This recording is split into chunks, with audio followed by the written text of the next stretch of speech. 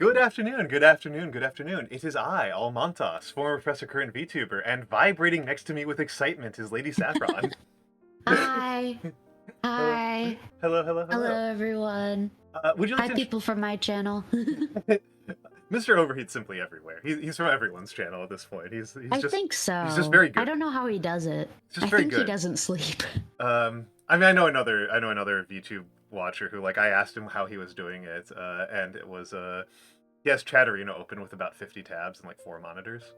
Yeah, yeah. Uh, yeah, so yes. So, do you care to introduce yourself?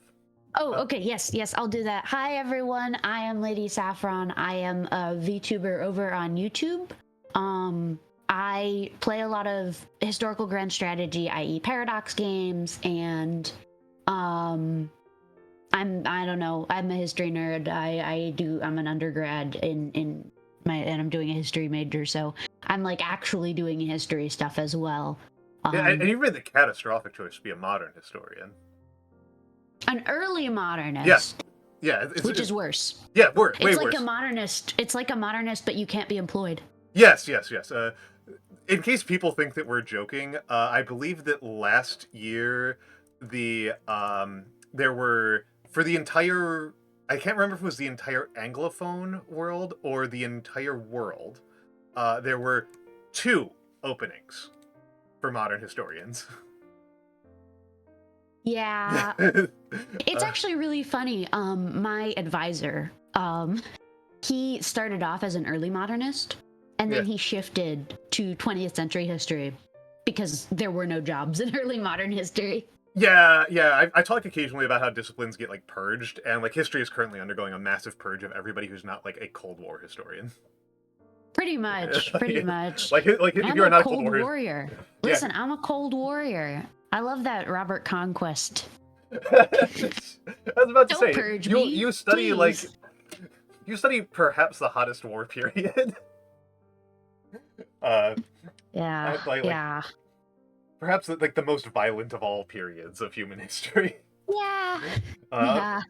like I think I can think of some Chinese periods that get up there. Well, the 30 Years' But War was the deadliest war in human history yeah, before before the Heavenly Kingdom. yeah before the Heavenly Kingdom, and the population was a lot smaller. So Yup. just like And they had like sticks and yeah. muskets. They did not have machine guns. Yeah, they were doing that They, stuff. They were doing that stuff with their hands. yep. Ooh, Uh, you have an Amazon affiliate link? That's cool. yes, I came prepared. I came prepared. Oh, hell yeah. Oh, and it's for the book. Yes. Oh, I see. Oh, that's so cool. I Yeah, need to get when I'm that. smart, I do this in advance, which I would have done with the thumbnail if I'd been smarter.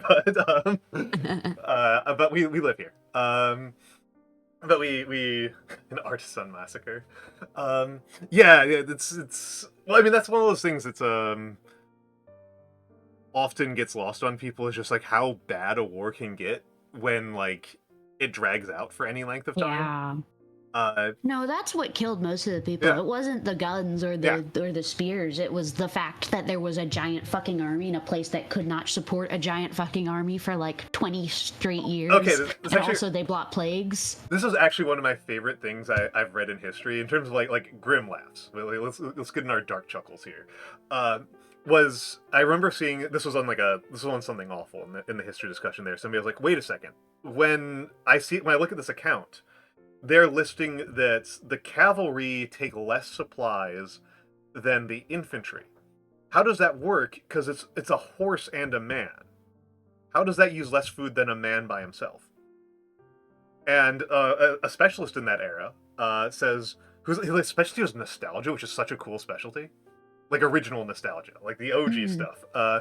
The Swiss sickness. Yeah, the Swiss sickness. And he was like, so the key part is that you have to think like an early modern aristocrat. That is to say, a complete psychopath. Uh, and what he means here is that the reason why a cavalryman took up less resources in your on your baggage train than an infantryman is that the distance they can go per day is much higher, and they don't march ahead of the army, right? That because then you just lose your army. Your army just falls apart. You can't just like separate out the elements of the army like that. That means they go wider, and they go and they rape and kill more peasants and steal their food. Yeah, pretty much. Pretty much. Yep, yep. So, uh, yeah. So, like, Feed your horses, guys. Don't forget to feed your horses. yes, yes, absolutely. Well, and it's also, if you study like modern wars, like 21st century wars, like it quickly becomes apparent that most of the deadliness is not really done even with the industrial machinery that you think about. It's done with like machetes. Hmm. Oh yeah, yeah. Like it's like No, roving it's gangs of men who lost their jobs going around murdering ethnic yeah, minorities is like the main way that wars kill people. yeah, more or less. Like especially in these days, and Especially in that's these. always been true to an extent. Yeah, You know, absolutely. it's fun fact. When people are fighting really big pitched battles, it makes everybody unhappy a lot, Mhm. and there's a lot of other shit going on because of that. In order for a pitched battle to happen, a lot of other things have to happen Yeah. first, which is why Hmm. most video games don't are like really weird. Most video games that Hmm. involve like combat end up being actually kind of surreal when you think about them for more than like 10 seconds. Yeah, yeah. I love that thing where it's like in video games where it's like, this guy's the bad guy. He kills millions of people a year. He's Mhm. doing such horrible things. And it's like, well, I think I just killed like 100,000 of his goons in like the last week. Yeah, Is yeah. that not like, I feel like that might be worse. Like, just from a numbers standpoint, like numbers over time, I think I'm doing worse than him. It's it is oh there's definitely games where it's like funnier and that's definitely like a good one, right? That's like a good element to point out. It's honestly probably why JRPGs are relatively robust for all of their flaws is that like in a JRPG it's actually not it's actually like very clear. They make it very clear and clean that like the bad guy goes around killing random civilians, you go and kill the bad guy and like 10 of his buddies. Hmm. Right? Like even like if you're grinding a lot, like uh it's nothing compared to what you're pulling off in like any strategy game. You know, Well, just like you. the worst thing I've ever done in a strategy game. I need to tell this story. I was playing Shogun 2 multiplayer, Okay, and my infantry was all being controlled by my buddy, and I was controlling like the ranged units because I like sitting back and just picking people off. And I was playing as this one Archer clan. I player. think it's the Hojo, but I had bomb throwers. Yeah, yeah, yeah. And I learned the hard way that if you bomb a gate enough times, it explodes Okay, okay. and kills everyone inside it, which Oh, was my whole army. incredible, incredible. I wow. I'm trying to think about like. I mean, to me, like the thing that always stands out is like the moment in a video game where I was the most like, what the fuck is even happening here? Um, was in Europa 3 or was it early 4? The population of a colonizable zone was like an actual number that was Mhm. soldiers, and if you hit the button for like attack natives every time, you could eventually reduce the entire population to 0. Uh, and so like a medium-sized European, like a small European army could depopulate the entirety of North America in like months. So that's current EU4. That's Yeah. still like Oh that. my god, that's so insane. That's so insane. Hmm. Absolutely Hmm. incoherent. Absolutely incoherent. Does not Yeah, make any sense. Uh, yeah, does not work at all. And I've actually yeah. had the kind of insane thing where I've been playing a lot of Age of Empires 2. Mm. Um, and like, I want to get into that. I never was like an oh, Age of okay, Empires okay, person, but I have it. okay. Me and Nando can do this because Nando's wonderful. We can do this. I'm very bad at the game. He's pretty good at the game. You can get the perspectives here. But one of those things that, like really struck me about the game was like there's only one civilization that can conscript their economy into the military out of 45. The other 44 civilizations are ones where like if you hire a soldier, they are always a soldier permanently for thousands of years, and they can never join the economy. You can never demobilize them, ever. Uh, and like it's done with like skirmishing at long ranges, and like the actual heavy infantry are the archers. The heavy infantry in the game are really kind of more like siege specialists. They're more like sappers than they are like infantry in a lot of Uh-huh. ways. They all fight in like loose formation and everything. I'm like, this is bothering me. This is not medieval warfare at all.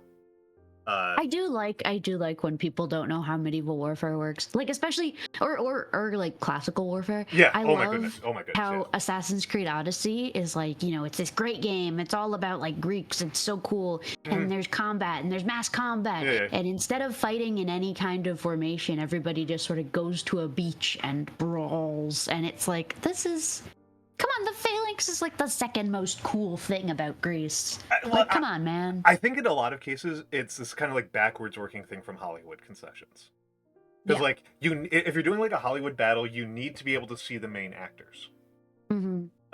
Or else like why did you hire them? Like what's going on? Like you can't have them like actually be in a heavy infantry formation. So like you need to have them in like these cleared out spaces where they're doing like these evocative duels. Yup. Like in Gladiator 1. I haven't seen Gladiator. Everybody wants to be not Jason, David and Goliath. Yeah, well, That's what everyone wants. Everyone wants to be fucking Legolas. Yeah. They want to be Legolas, and it's just like why did you even bother like hiring these big name actors if they're not going to be doing that? But then like once you scale that out to any extent, like everything that makes the entire military system disappears. And Heleniano. And but yeah, like boring. Boring. That's lame. But yeah, the thing that hit me in Age of Empires, well, actually, just another small side, one of the ones that you're going to find really funny, Saf, is that building castles increases state central control. Very accurate. That's so true. This fact was rated true and real by verified historians. Because there's no loyalty mechanics for anything, right? So, like, you building a castle, it's just a permanent, perfectly loyal fortification that exerts your control wherever you put it. It's not like a now semi-independent locus of control that's going to rebel against you every 20 minutes. Well, that's why they built all those. That's why they built all those castles during the English Civil War. Because that's what that does. They didn't destroy them. Naturally. Yeah, naturally. Yeah, this is why there's castle building. These are calls a link between castle building and state building, right? Right. That's what you studied. What are you talking about? Like what? Like if anything, it's forts. It's not castles. There's a very important difference here between a fort, which is kind of like an actual outpost of the central state, and a castle, which is itself a political place. Like it's a fortified home. It's a fortified private residence. But anyway, the thing I say about this is that the era of history, the era of warfare that I feel like Age of Empires 2 is modeling decently well is the 21st century. 21st century African wars. I think it's actually fairly good for the Congo War. I think it's actually pretty good. I think it's actually fairly good for that one. And then of course, like I have my thing about EU, right? Like you play a million hours of EU. How concerned are you when your army goes deep into enemy territory and the line of communication between the army and your home provinces gets cut off? Oh, not at all. No, it's fine. It's completely fine. No, the only time that's an issue is when the zone of control shit like freaks out, because that happens sometimes, and then it's like, oh, sorry, you moved into a province and now you're stuck there because the invisible lines don't work out. Sorry about that. Yeah, you got stuck because you got banished to a wizard realm by fortresses. We know when that happens. Definitely a real thing. Fortresses really kind of exert ley lines more than anything else. Supply though, that's not a thing. You can legit just send an army to the Americas, and sure, it'll attrition slowly, but it's like that's not how anything works. Especially for this controversial opinion. Victoria is going in the right direction by making not directly control armies. I'm with you. People hate it, and I'm like, no. Like they removed the worst mechanic from the game. Like I should not be able to send my generals to a very specific place. I should say, hey, general, can you target this? And the problem is that the game doesn't well communicate that. No. It's not. It doesn't work. In saying to the general what you want to say, but the essential idea of having your generals be autonomous and you command them rather than you being the generals is, I think, better. I think it's very solid. I think that it is extremely fair to criticize like specific implementations, and particularly the way that like front splitting actually pans out, and like the relationship, which is a result of like the way they do provinces, right? Like. And I would say that's bug, not feature at that point. It's also not inevitability, right? I think it's something that can be ironed out with sufficient, really boring work. They're fixing it, I think, in the next version. I have early access, but I haven't checked it out yet. This always happens. That's fair. I actually haven't played Victoria in a while. Since I burned myself out pretty bad by streaming Ottoman runs for like 100 hours in like 1 week. But yeah, my thing about EU, right? Like, so in EU, like, you don't have to worry about getting cut off at all. No, Which no, is it's like, not even a thing. which like, if you've studied warfare from the era that EU is set in, is completely insane. Because like, an army of arbitrarily large size that loses its line of communications is just dead. Yeah, you might as well just it's almost as though you have like air support. Like, Yeah, are they? you have air support and telephones. Yeah, is like France dropping like supply packages Well, to my troops? and Like, commands. what's going on? And commands. But meanwhile, actually, interestingly, I think it's actually not that bad of a model for that same era of warfare, but only for Native Americans of the East Coast. When I read Wayne Lee's The Cutting Off Way, I was like, actually, this is kind of how it works in EU. Like, this is actually not that far off. Where like you like send like these like tiny raiding parties of like 10 to 100 guys that just like march under stealth and then like go way outside of their normal supply limit, like hundreds of miles, like march No, outside. don't worry. Trust me, bro. We can forage that much. It's definitely possible to forage enough to feed a whole army. Trust me, bro. Which if you're a Native American polity in the Northeast United States in 1700, it is. Like it is. So they can do that because they're really good at foraging. Yeah. They're tiny. Also, they've and made the environment Yeah. into a fort. Like, those aren't natural forests. Those are food forests. Those Yeah. are farms of a different kind. Like, Yeah, that's what they're for. And like the combination of population density and movement speeds and stuff like that makes it actually quite possible to do that kind of operation if you're a Native American group operating in North America in 1700. And again, like I look at the EU system, like actually this isn't that far off. Like this is actually like not too bad. Americana Universalis 5. Yeah. I occasionally get struck with like the strange mood, which I'm grateful it's not Dwarf Fortress, or else I would actually follow through on it and just ruin my life. To mod various strategy games to like use the mechanics they have to reflect like a period that I prefer them to reflect. And like I could see myself spending like a few thousand hours like making a North America only map for EU. Not the most insane one. Not even like my biggest tilting at windmills one. That would be funny. That would be Actually, funny. you know what I really like? There's this mod for EU4. I'm not big on mods. I'm really not big on alt history mods because I think what's interesting about historical games is doing it yourself. And it's like also alt history has a tendency to suck really bad. Goodness. Every other alt history mod for EU4 is just, what if Rome? Guys, what if Rome? What if Rome didn't fall? What if Rome was cooler? What if Rome? The only one I played, which I think was actually not a bad premise because it forced the mechanics of Europa to work in weird ways, was one that was based on The Years of Rice and Salt by Kim Stanley Robinson. I'm not familiar. It's total fiction, right? It's total fiction. It's not like, it does not even... The start point is completely insane, which is, what if the Black Death had a fatality rate of like 99.99%? I've heard about that one. I've heard about that one. I didn't recognize the title. And it's thank you for the follow, gaming. And it's like beyond that, I would say the book is actually pretty good. There's one chapter that's a weeaboo chapter, and it's really annoying.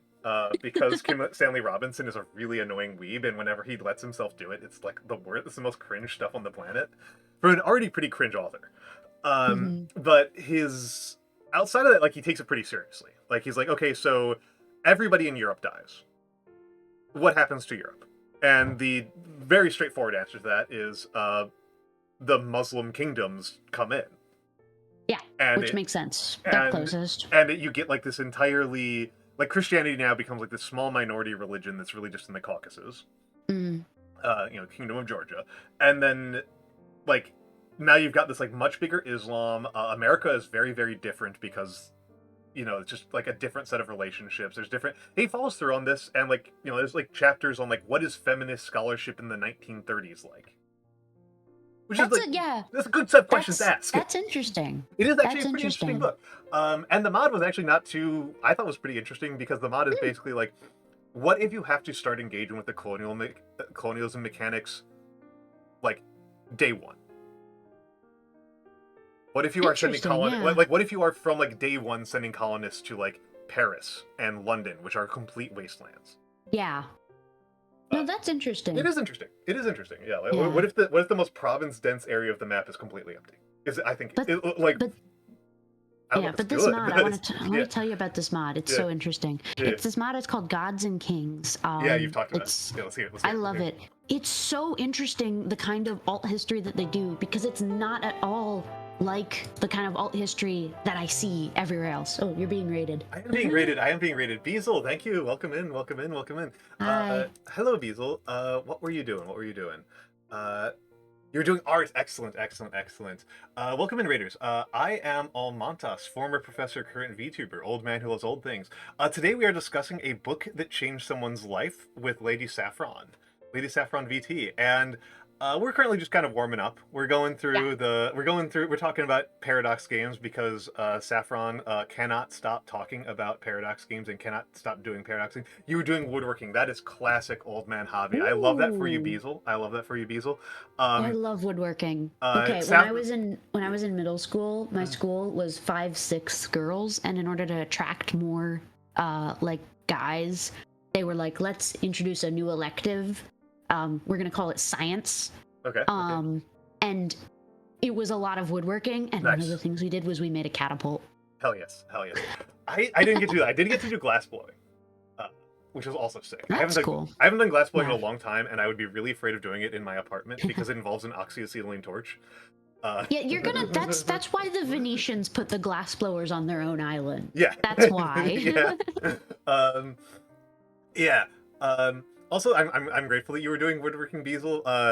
Saffron will appreciate the gravity of what I'm about to say. Beazle raids me a lot because he stream like around the time I tend to start. So he's here all the time. It's American prime time. Beazle, like 90% of his stream time is War Thunder. Oh hell yeah! So anytime he's not War Thundering is a good day. Yeah. The punishment mines of War Thunder. Yeah, he's shaking his wait. head. Wait, let me tell you sorry, before I get distracted again, let me tell you about this mod. There's just so much weird shit that's like historical enough that it's interesting and not like nonsense, but very different. And it's something I've really never seen in an alt history mod. So for example, the Teutonic Knights, they kind of got lost. They're not in Prussia, they're in Finland, and their culture is called Finnish with like an ISCH ending, like the German one. Yeah, so niche. Finnish is a culture. And it's in the Scandinavian group, and they're sort of doing, like Teutonization in Finland instead of Prussia. They can also get this saint woman, Saint Hildegard, to lead them, and she's so fucking cool, and it's so well written. There's also Greece is disunited, and one of the polities is the Pirate Republic of Lesbos. And they have a mechanic where you can steal people's I didn't even have to say this. Like, I didn't even have to bring it up, and you just go in there. There's the Pirate Republic of Lesbos. There's also Bahrain, which is a Carmatian state. Basically, they have 7 imams, and they believe that after the 7 imams, the world's gonna end. So in that time, they have to destroy the 7 holy sites, which are like pretty much all of the big like Middle Eastern and Western holy sites. So like Yazd, Mecca, Jerusalem, Rome, those kinds of places. So like you have a time limit, but you have to do that. The historical colonizers of the Americas, which is called Riceland in this setting because it's not discovered by, it's not Amerigo, it's this other guy. Major but it's historically though it's colonized by Mali and the West African polities, so it's totally different kind of like stuff going on there.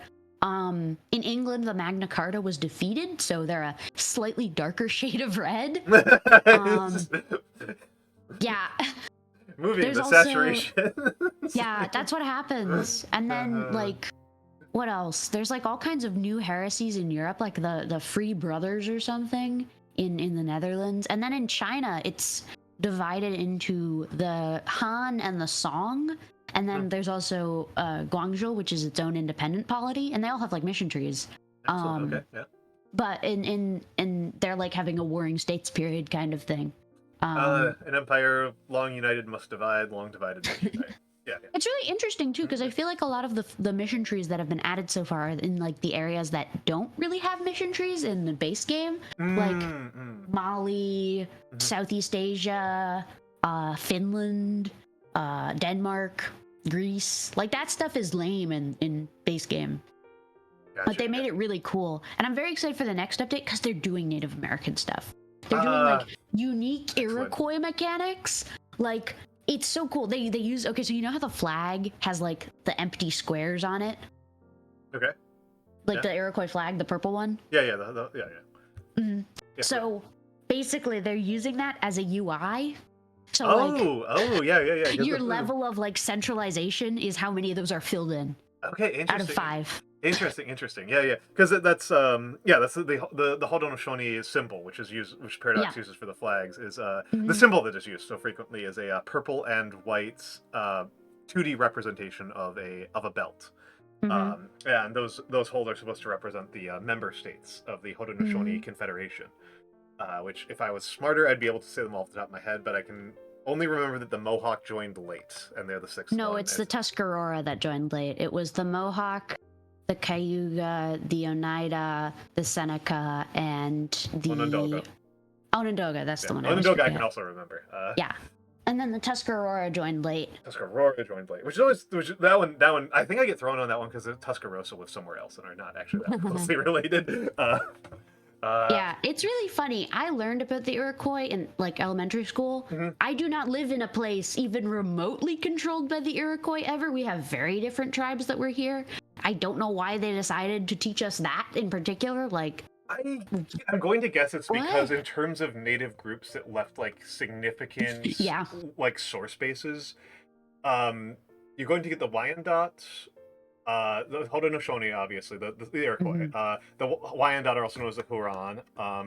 Because they wrote a lot. We got a lot of records from them, mostly in French. The Cherokee wrote a lot. And then, like, we don't actually have a lot of written from the Comanche or the Lakota, but they did do enough like petitions to the federal government that like we've got. That's all the way out west. That's all, and that's like 100 years later than like 100, 200 years later than the stuff that we're talking about. In the East Coast. I remember in elementary school. And this is very, in retrospect, really problematic because my school was very. But in elementary school, what we did is we divided ourselves up into the 5 tribes, and we sat around a fake fire and we made decisions. Okay. Like a Model UN kind of thing. Yeah. But it was very not woke, like very poorly done. Because that's what happens when you do that. Yeah. There's actually, that's a mechanic they're adding in the new update for this mod. They're adding it so like you have to pass issues by all of the members of the Iroquois Confederacy. Also, they're adding the Fuggers. They're letting the Fuggers be like a colonial power, which is cool. It was really funny. I reached out. I was like, hey, this is actually something that the Velzers historically did. And their like author, like their mod writer was like, oh, I didn't know about them. I'll integrate that though, because that's cool. So, yeah. But no, it's so interesting. I'm so excited for it. Mod update, please. Please give me early access, modders. I am a good streamer. I will promote your thing. The Fugger banking clan? Yes, them. Yeah. Yes. And I have to give you like huge credit here, Saf. I don't know if this is just because you're like this as a person or if you're doing this on purpose, which is a really good sign for you as a teacher if you are. We've really been kind of like circling topics that we're going to be talking about today.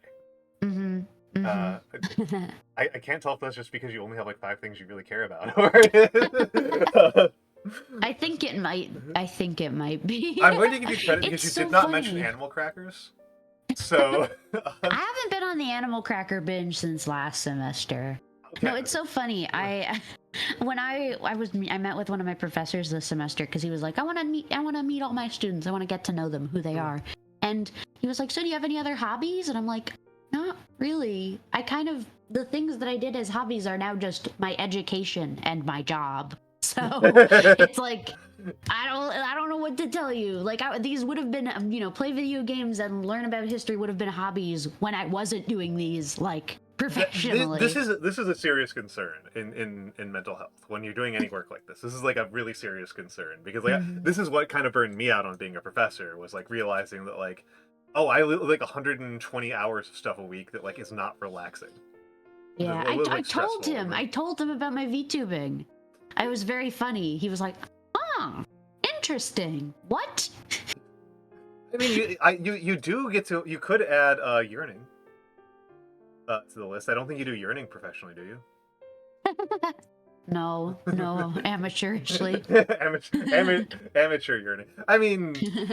That's the reality, right? You know, to some extent, Many such cases. to Many some extent, such the cases. sapphics are always the Many sapphics such are cases. on a higher competitive tier than the rest of us. Oh, hi, Hunter. Hello, It's a Hunter. bunch of my people are here. I'm so happy. Glad Hunter's they been a came. regular. Hunter's been a regular. He's got multiple months subscribed Oh, to me. interesting. Yeah, yeah. I got to talk with him about yesterday about my big hot take about this last election result. I've got one big swing Oh, for future results, for future consequences. interesting. I Yeah, think we've been. I Oh think we my might see god, nuclear. I think we might see nuclear Poland. interesting. Yeah, that's my big We swing. have. Oh my god, in the last week on campus, the mood has Oh, been rancid. I I can have only to imagine. say. I can only There imagine. was they organized a protest in front of our dining hall. I'm Mhm. not sure who they were protesting though, because I think the statistics say like 8 people voted like Republican in my entire school. So like I don't know who they're protesting like we're not who's this for? And I think the answer is it's for them Well, because they feel sad. Okay, so I've lived in some. Here's Nando. Saf said that she's interested in learning about age of empires. I've thrown you down there. I've thrown you off a cliff now. I've thrown you under the bus immediately. It took 2 seconds. So having lived in some areas of the world where communist political movements are much more powerful, including an area where they represented about 2/3 of the elected seats.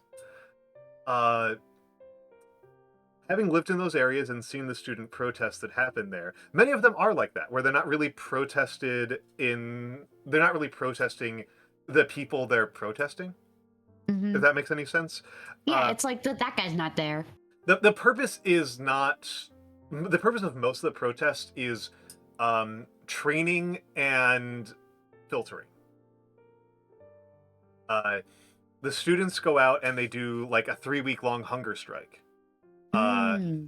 Not because over like a policy that's like really symbolic and that like is probably not even going to get implemented.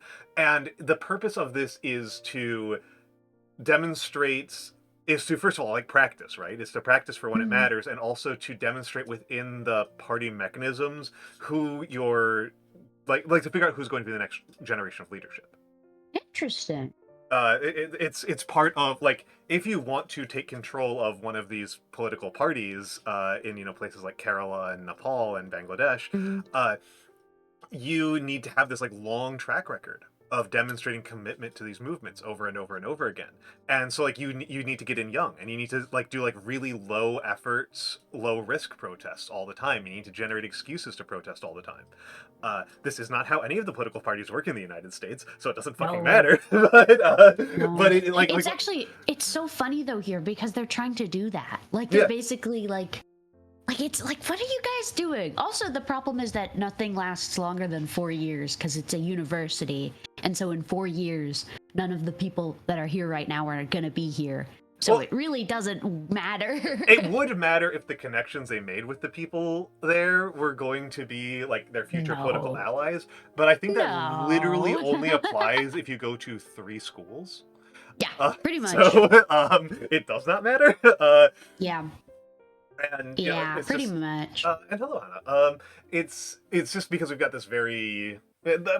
We can talk about trying to fix this might be a little bit beyond the scope of what we are capable of here to fix the American political problem. But yeah, I do think that this is kind of like we could do it. 2 VTubers against the world. Hello, Disco Option. Welcome in. I think it's doable. I do think that it is like a kind of like good case study for illustrating like how different political systems are different political systems. Like the things that when people are like, oh, we need to do things like they do in like this other country, and it's like, well, they do it that way because of like other political structures that also exist that we're not using here. Yeah,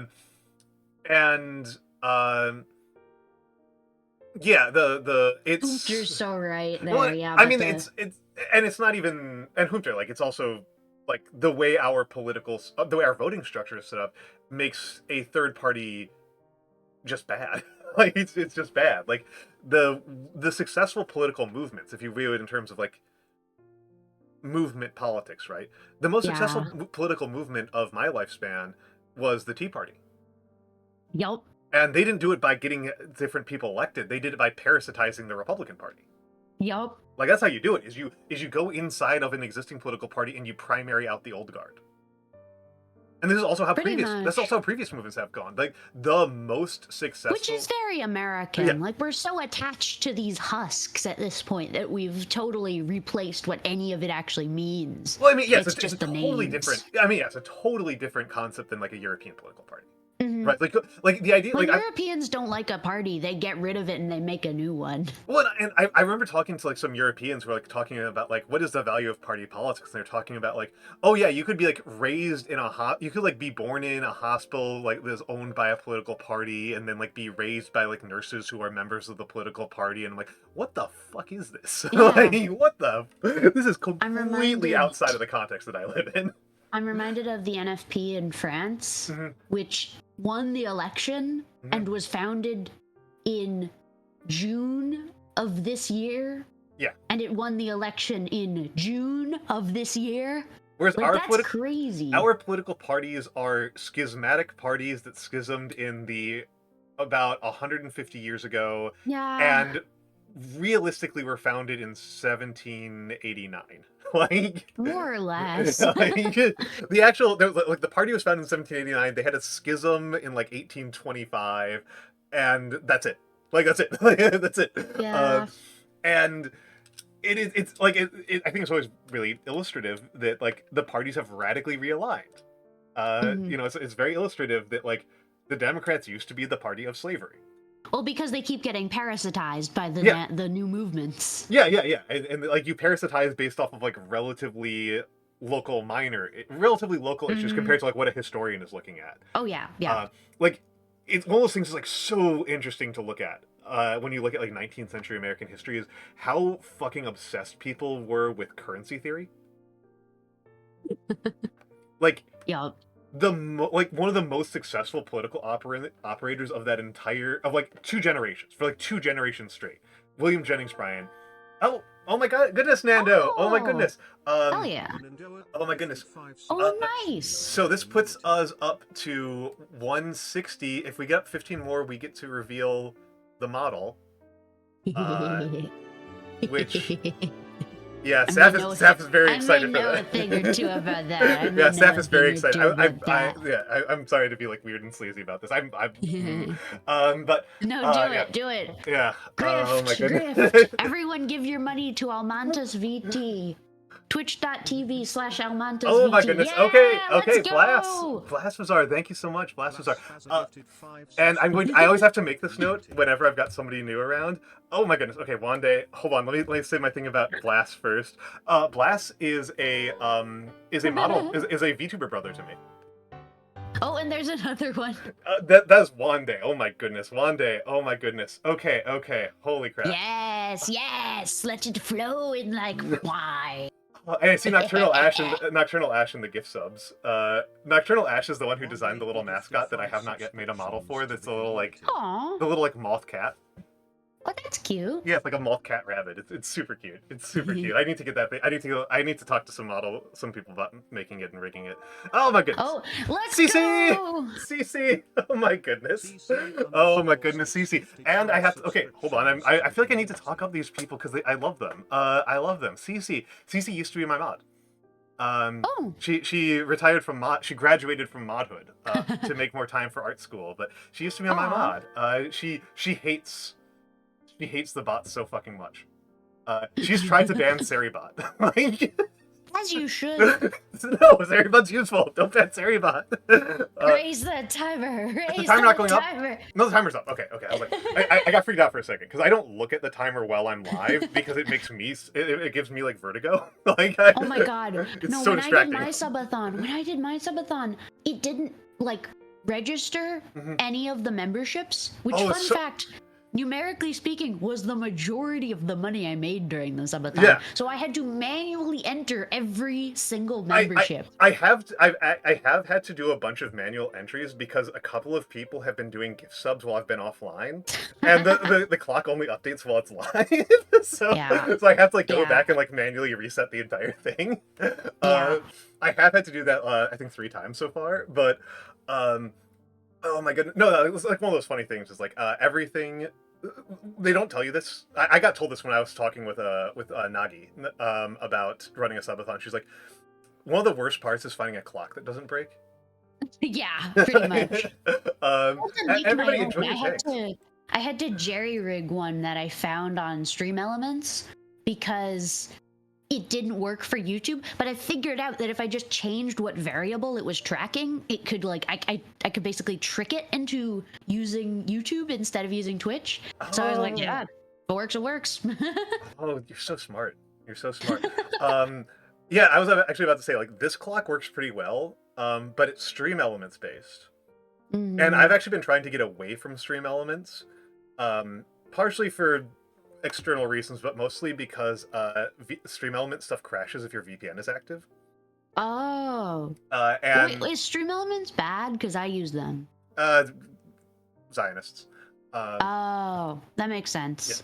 Yeah. And the but like I this is like the last thing I'm using on. I managed to migrate everything else off of Stream Elements because mostly because of the VPN thing. Like I like having a VPN up, and people are like, "Oh, VPN only protects you if your ISP is going to interfere with your internet usage." It's like, well, that's a problem I have like every day. So you know, like that's like a way more. I can't use a VPN when I stream when I'm at college because it gets really fucking confused. Oh like, my goodness! With my phone tracking, because my phone is on the Wi-Fi, and then my computer is on the like the network, like it's plugged into the wall. So when I add a VPN into the mix, it's like I give up, man. Also, there are two Wi-Fi networks. There's a secure one and an insecure one, and it only works on the insecure one for some reason. Yeah, no, that happens all the time. I don't know. Okay. I really don't know. Okay, I wasn't expecting this to happen. So I have the model. I tested the rigging. I haven't reset the parameters, so it's super jerky. It's like I have noticed that a lot of the VTubers I talk to, and I suspect there's something that it's mostly you and Kari, and there's something that you and Kari have in common that I don't have that points to me that there being a common thing about people who do certain types of rigging. Oh, and also Shar. I also had this problem with Shar, who also has this in common with you and Kari. Okay. I make my models very sensitive because then I have to move less, and so it still tracks it like the same amount. Like I just do little movements with my head, and it's like, oh, woo, woo, woo. Yeah, no, that's exactly what I'm talking about. The three of you have something in common that I think causes you to move your heads less. Which is? Autism. Mayhaps. Mayhaps. Mayhaps. Oh yeah, you can add. I have a Twitch. I'm almost at 1,000 followers on Twitch, which is kind of what the hell, man. I've streamed here once.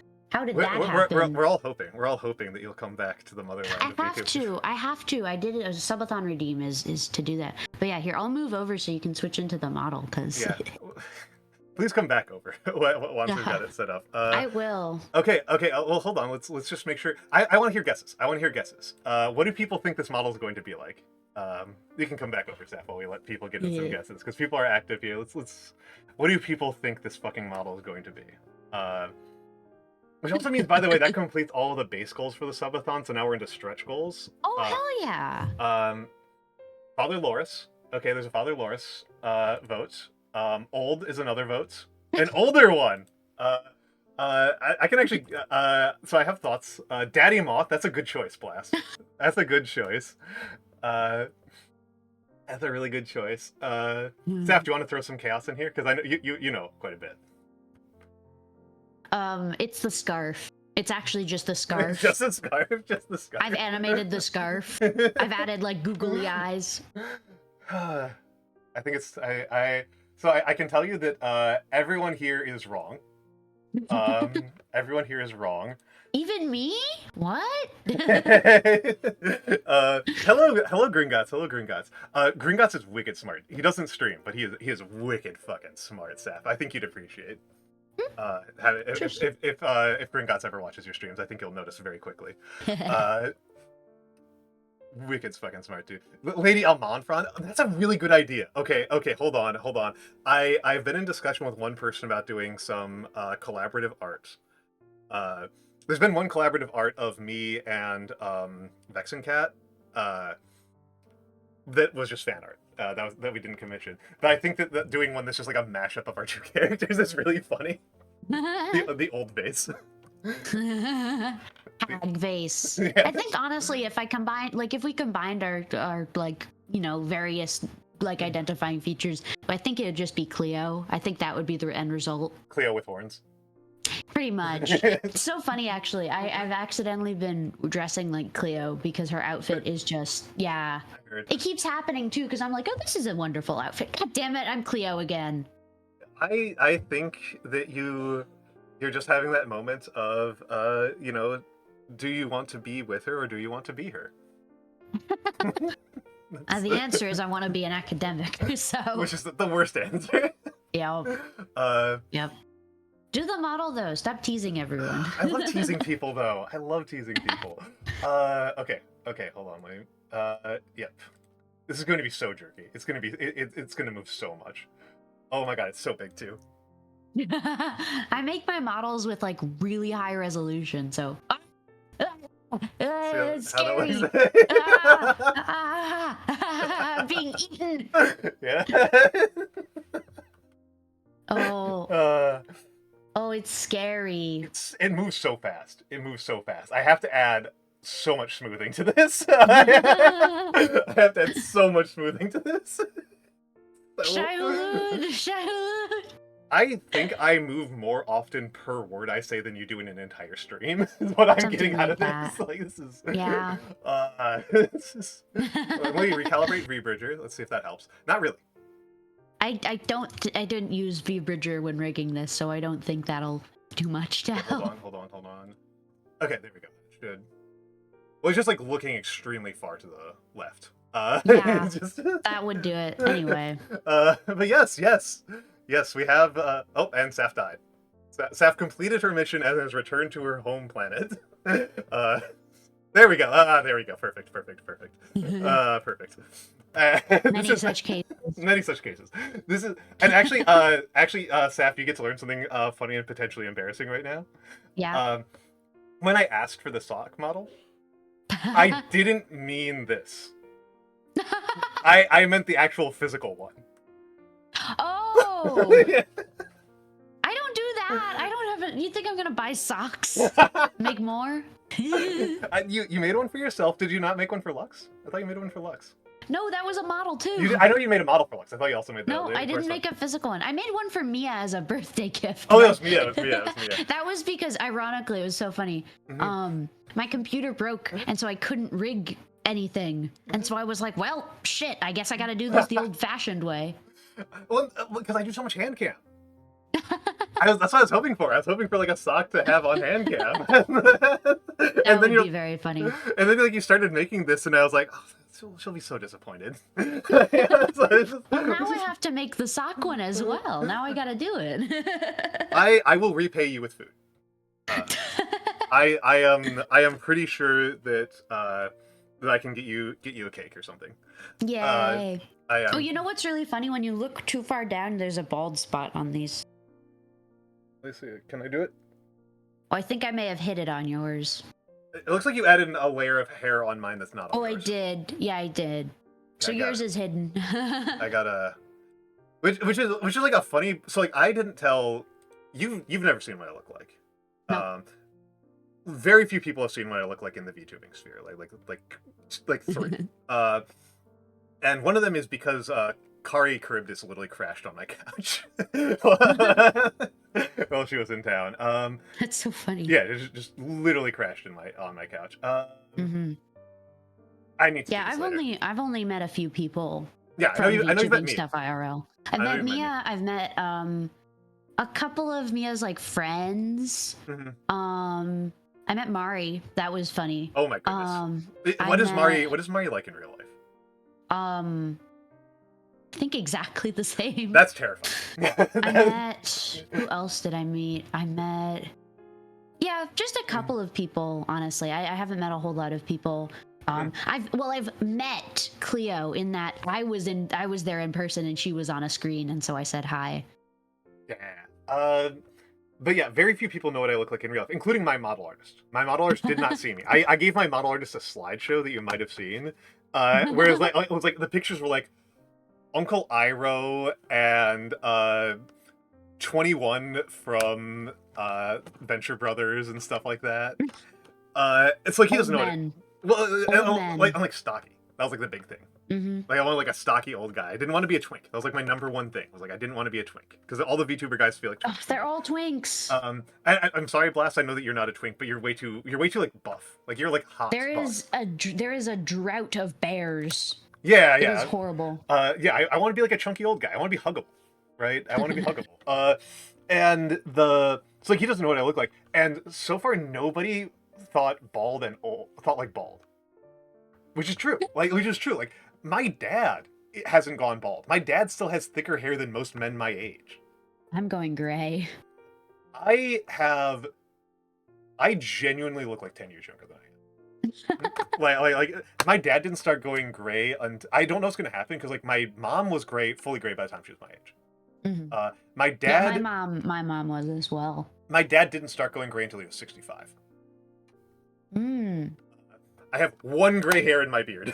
I have one, and I've had it since I was 21. So it is not going fast. Whereas my little brother, I have a younger brother who's like he's been going gray for like since he was like 25. That's crazy. I do have another brother who's going bald, and I am 99% sure that it is not for natural reasons. Yeah. He is a very macho guy, and I'm pretty sure he was taking testosterone supplements to get more buff. And that's how you go bald. Wait. I want to point something out about the sock model that I'm really proud of, and I think is really funny. Please. If you note, so most of the clothes that I do on the sock models, both the real ones and these ones, are like felt, basically. They're just like little pieces of felt attached, and that's kind of what I've done, with like, for example, the eyebrows, with the beard. It's sort of just like a piece. But if you look closely, the body is not like, the sweater is not actually like a clothing item. It's just the sock itself, and so I added like this little like knitted pattern to it. I mean, that reminds me that like you were there when I made one of the funniest Twitter mistakes I've ever made, which is I referred to myself as being, quote, without clothing, as being without skin. And Saff and some other people were quick to point out that the lore implications are fascinating. that the sweater is my skin. Bro is skinless. To a certain extent, yeah. I didn't pay for a clothingless model, so like there is actually on my regular model there is nothing underneath that sweater. It's just the void. That's how I do it too, because all of my models I'm like dressed like more conservatively than a nun. Yeah. So it's like I don't need a naked under model because that's never going to be shown. Like it makes more sense to just do like hands. I do wish I had gone for it because I've got a pretty realistic model, right? And so I don't really want to do like a lot of like different types of models for different things.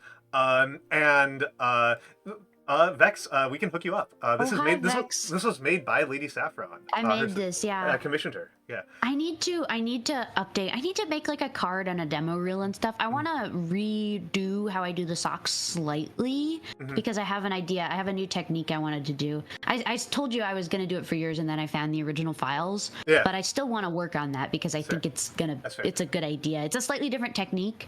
Basically with this, the way I do the outlines is you can kind of see I have like masks, and so like when you turn, like the thumb outline goes away. But there's another way you can do it, which is you have the outlines be a layer underneath. So instead of like an outline, it's just a slightly larger, slightly darker version of the shape that it's an outline of. And then you just hide or unhide it, and that works really well for like weird shapes. It's good for like crowns, for example, and like if you want to do like a really far like looking to the side like face. It works for that very well. So I wanna work on that, but I'll so those commissions I think are gonna be closed for a little bit, but I will do them eventually again, and they will be available. I will. I'm also going to take a brief note here. I'm just going to kind of because I cannot stop talking up the people in my community because all of them are so lovely. Vexen Cat did a subathon yesterday. Not subathon, a donathon yesterday. She expected it to for Room to Read, an international charity promoting literacy in impoverished neighborhoods across the globe. And they do a very cool thing where they talk to local artists and local children's authors and like commission books from people who are local to where they are, so that the children have so they're not all just reading the same books that we read in the first world. Oh, that's really cool. It's super cool. She destroyed it. She destroyed her donathon goal. Her donathon goal was 500, and she thought that was going to take a couple weeks, and she got it $600 in the first day. Nice. Hell yeah. So Vexen Cat, huge win. Huge dub for Vexen Cat. Hell yeah. Hell yeah. Hell yeah. Love you, Vex. And yes, this is $500 in the first hour. Incredible work. Incredible work. I love it. I'm very proud. I'm very proud. I'm very proud that you're still hanging out here after making it big like that. But yes. No, this is the new model. This is the new model. What I was going to say was the reason why I kind of wish I had like an unclothed model was that the sweater is just so chunky that like even if I wanted to change into something else that's conservative, this like a button-down shirt with a vest, impossible. Pretty much. With how chunky the sweater is, just you'd have to the totally sleeves in particular. redo it. The sleeves in particular are murder. Like everything other than there's not like even bigger sleeves, which is not a long list. There are not a lot of bigger sleeves than what I've got. That's a pretty rare set of clothing. I like what would it be like Junzus robes, like. Not a lot of options here. You could do like a battle suit. That's true. That's true. I could follow Mako's route and get the Space Marine armor. Exactly. Yeah. Even though I'm the contrarian. Space Marines are my least favorite army. Schemy, hello Schemy, welcome in Schemy. Schemy's wonderful. Love Schemy. Love Schemy. But yes. Oh my goodness. Thank you all for getting us over. I was actually I was stressing out about this. I was like really hoping that Saf would be here for this, and I was really stressing that we wouldn't get to do the model even though I'd already commissioned the model. I was like, no, am I gonna have to like sit on this model for like 6 months until my next subathon or something? Where's the forearm push-up sleeves redeem? Well, I have good news because there actually there is a sleeve. if you look at the bottom, or there's a forearm underneath the sock. Oh my goodness! And if you look at Almantas, if you bring yourself up a little bit, don't show the nub. Don't show the nub. Fair. I should just come over to the side. Yeah. Because it's you a can see it's color picked. It's color picked from Almantas's model. So because I'm not a vase, right? Because I'm a human. I'm not a vase. He showed nub on stream. Oh my goodness. Yeah. Speaking of though, why I'm here, we should do the book. We should do the book. We should do the book eventually. I warned Saf before this that I'll need to take a break at some point to use the bathroom. And that actually feels like a great time to do this. So if you'll give us a minute, when we come back, we will be discussing the Traitor Baru Cormorant. Yay! I'm also going to switch back to my real model because this isn't appropriate for that. That's actually a good call.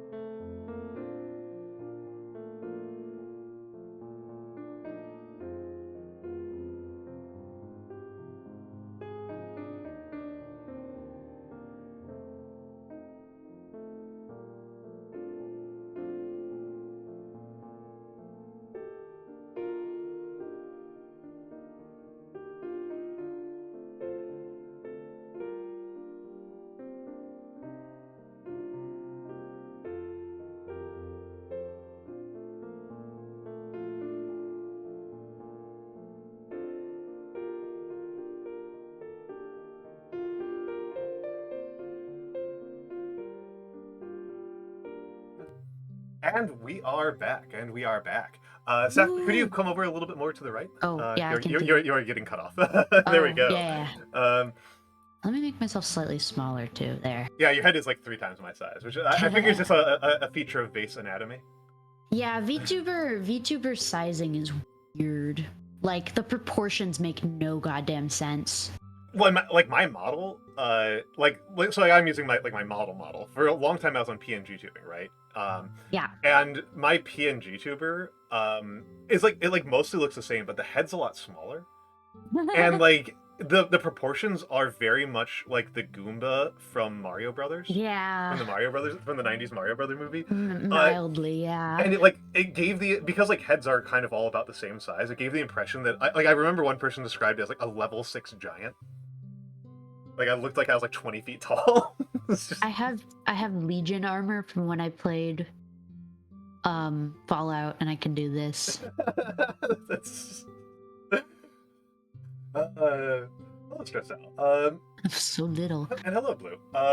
I mean, I think that the armor you're wearing right now is a much more oh yeah, I can do the insensitive and there. Profound. Oh yeah, that's actually perfect. That's perfect. Yeah, let me get. Oh, I can do the there. Full Imperial. No, I'll hide the hat because it's gonna cover things. It's gonna cover. We're already covering a decent amount at this point. Yeah, that's fine. That's fine. I really should give people a heads up when they make these slideshows. Like, by the way, the bottom 1/8. There's the bottom 1/8 of the slide is like not gonna be visible. Pretty much. Which is like, I think people kind of intuitively know that because they never put anything important down there. But maybe they put credits for photos. But Google.com is now in full screen. Did you know that? Did you know that? So yes, this is on my side. I've got the slideshow, so I will need Saf to read out the next slides. But yes, we're going to be talking about the Traitor Baru Cormorant, which is the name of the book. Have you read? I did. I finished it on I think Wednesday. Okay, good. It's a book. It's such a goddamn book. It's a book. So we're spoiling everything except for the last about 20 pages. I am down for spoiling. I refuse to spoil the very end because I refuse to take away the beautiful experience of being like, no. I want to talk with you. I want to talk with you about that ending because I think they do something with it from a literary standpoint that I think is really successful and interesting, and it makes. Oh no, it's so good. I think it works with the lesbian elements of it particularly well. It works really great, and for that reason, I don't want to spoil it because I think everyone should get to experience it blind. I will actually honor this because normally I'm a normally like a spoiler warning disrespecter. Yeah. I normally don't care. I'm normally like for almost everything that I've ever read in my life, I don't think it matters. Mm-hmm. Like I genuinely think like spoilers very, very rarely matter. There are a couple of times where like I don't know. I don't even know if it would ruin this. It would just like change your effect. It would change. I think in this instance it is kind of like that, just because it's so like what the. It's pretty rough. It's a pretty rough ending. I would say that. I mean, the one I always refer to is The Usual Suspects. The Usual Suspects you need to see unspoiled. Like other than that, I don't know, like Doki Doki Literature Club maybe. I don't know. Yeah. No, there's just something. I've read this book like 3 or 4 times now, and there's just something about that first read that you cannot get the second time. So I won't spoil that. That's my one thing. Yeah. If you want to know the end, you should read it because it's really good, guys. It's really good. It's also not very like. Yeah. It's not. It's really not. The full series is only like 1,000 pages or something, and it's 3 books. The second and third book kind of work together as like a set. But the first book honestly works standalone as well. So like, yeah. And meanwhile, we've got Nando and Hana in here who are like reading like casually reading like 1,000,000 words. Yeah, like, you know how it is. I feel that I've got all my books on my shelf right now. I've got like. I mean, one of my things I like to regularly horrify people with is that when I was in graduate school, most weeks I read 1 book per day, and like. These were not fiction books. These were. I have 23 books on my shelf right now. Yeah. I was averaging 1 300 to 500 page history book per week. It's so annoying though, because it's like I have these books and I can read a book in a day, but I have so much other work for other classes that it's like write a thing, do this, and it's like, well, it's gonna take me longer to write like a 500 word thing than it is to like read a chapter. But it's like, ugh, it's so annoying. It's so annoying. If I could just read, I would I'd be amazing. But I have to do other stuff. I will tell you that people, a lot of people just flat out lie about their reading. Yeah. And I mean, that's one of those things, like, I'm sure that you're catching on to this, and if you haven't caught on to Yeah. this, for the love of fucking heaven, Yeah. catch on to this. Read the introduction in the first chapter. And a conclusion. Yeah, don't read, you don't need to read the intervening chapters for almost any book you read. No, it's so funny. I learned, I think like last year, I was told, hey, you don't actually have to read the whole book, like, to make an argument based off of it. Like, you don't need every bit of it. And I was like, well, yeah, but what if there's something in it that disproves me? So I gotta read the whole thing. So here was something that was very funny. I remember when I had to do a reading that, like, we had to read, like, not an entire book, just like a couple of selections of Althusser. And like we all get to class and like we're all talking about it, and like midway through the discussion, the professor's like, so what about this part? And we're like, what are you talking about? And like, it was the last 5 pages. I'm like, oh shit. Like it was an abrupt topic change on the last 5 pages of the selected reading, and that was what the professor actually wanted to talk about. And we're all just like, none of us read it. Nobody read it.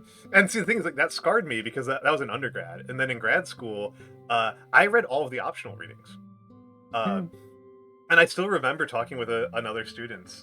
Yeah, I'm one of those people as well. Yeah, I remember talking with another student. I was like outside class. I was reading something for another class. I was like outside class. I was talking to this person. I had like 7 classes with this person. Like, she was like in like all of my classes. She knew me like super well, academically speaking. And I was like, yeah, I feel like I'm kind of lazy. I feel like I'm always like kind of like struggling to like get all my work done and like keep up with everybody around here. And she's like, you're the only one doing the optional readings. It's literally just you. You're the only. Well, see, here's the thing. I am as well. I do the optional readings, but I do them 5 minutes before class. One of the optional readings when I took a class on nationalism was Mein Kampf. The entire thing.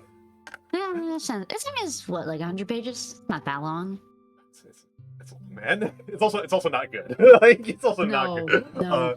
It's an interesting read. It's an interesting thing to read because it's very rare in life that you go into a book knowing that you hate it. Like, that's a very rare experience. So I thought it was like kind of interesting on those grounds that like you already hate it, and like you hate it going in, and like you're not going to change your mind. Like, that's not fucking happening. Yeah. And like it's very rare. Like you always try to be like, oh, I don't want to like judge a book in advance, blah blah blah. Like, it's Mein Kampf, dude. I think that's probably the book you can judge by its cover. Yeah, that's kind of the one where the I would say the paratext of Mein Kampf kind of cements its reputation above and beyond any of its contents. That paratext being the deaths of millions of people. Yeah. And speaking though of horrible speaking of the deaths of millions of people, I will say that I'm putting a content warning on this. Yes. For literally everything. Jesus Christ, this book has all of it. Like, anything you can think of there being a content warning like about. Except for, I think, spiders. I went through like this long list of possible content warnings once to be like, what does it have? It checked every box but spiders. Like, it has claustrophobia, it has genocide, it has eugenics, it has cancer, it has abusive relationships, it has everything you could possibly think of being, disturbed by. And it's really good, but it's really there's a lot. So if you are, maybe not interested in hearing about like genocide, I don't think we're going to talk too much about some of the bad stuff just because it's not in this book. Well, okay, I didn't read any of the books, so I don't know anything about them. Yeah. I don't know that I have a lot intelligent to say about the sexual mutilation. Yeah. Like I can say things about it, but I don't actually think I've got a lot that I can go deep on that one. And that's like, I think that for a lot of people that might be the single most triggering element part.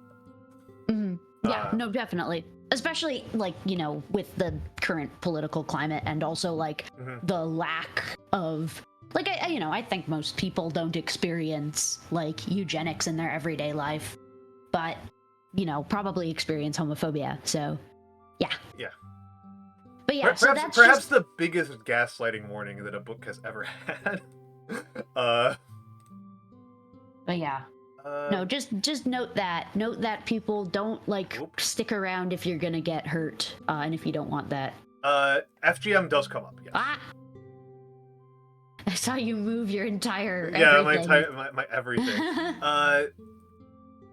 One day I will use OBS in a way that is remotely smooth. Yeah. First time, by the way, that something has referred to gaslighting, and it's actually gaslighting, and not just somebody saying it's gaslighting. I mean, Saf, I think that you will probably be pleased to understand that I am actually pretty pedantic about using academic terms accurately. I am, in fact, I do actually stick to my guns on some of these. Yeah. I'm gonna do something I almost never do, which is increase the background opacity. Oh my god. Make it a little bit easier to read, because I'm trying to stick to a pretty narrow color scheme. So that means I want to use this gold for the text. I think that works. I think this works. Yeah. It might need to be bigger, but I think it's good. Yeah. Yeah. All No, right. no, Oh, no. and also we're going to be talking about this in context of Great Divergence Theory, which I study. So I have like professional level knowledge on this, and I have a bunch of books related to it on my shelf. This is both to reference and just because I have and them. this is a reminder for both me and Saf, and also everybody in chat.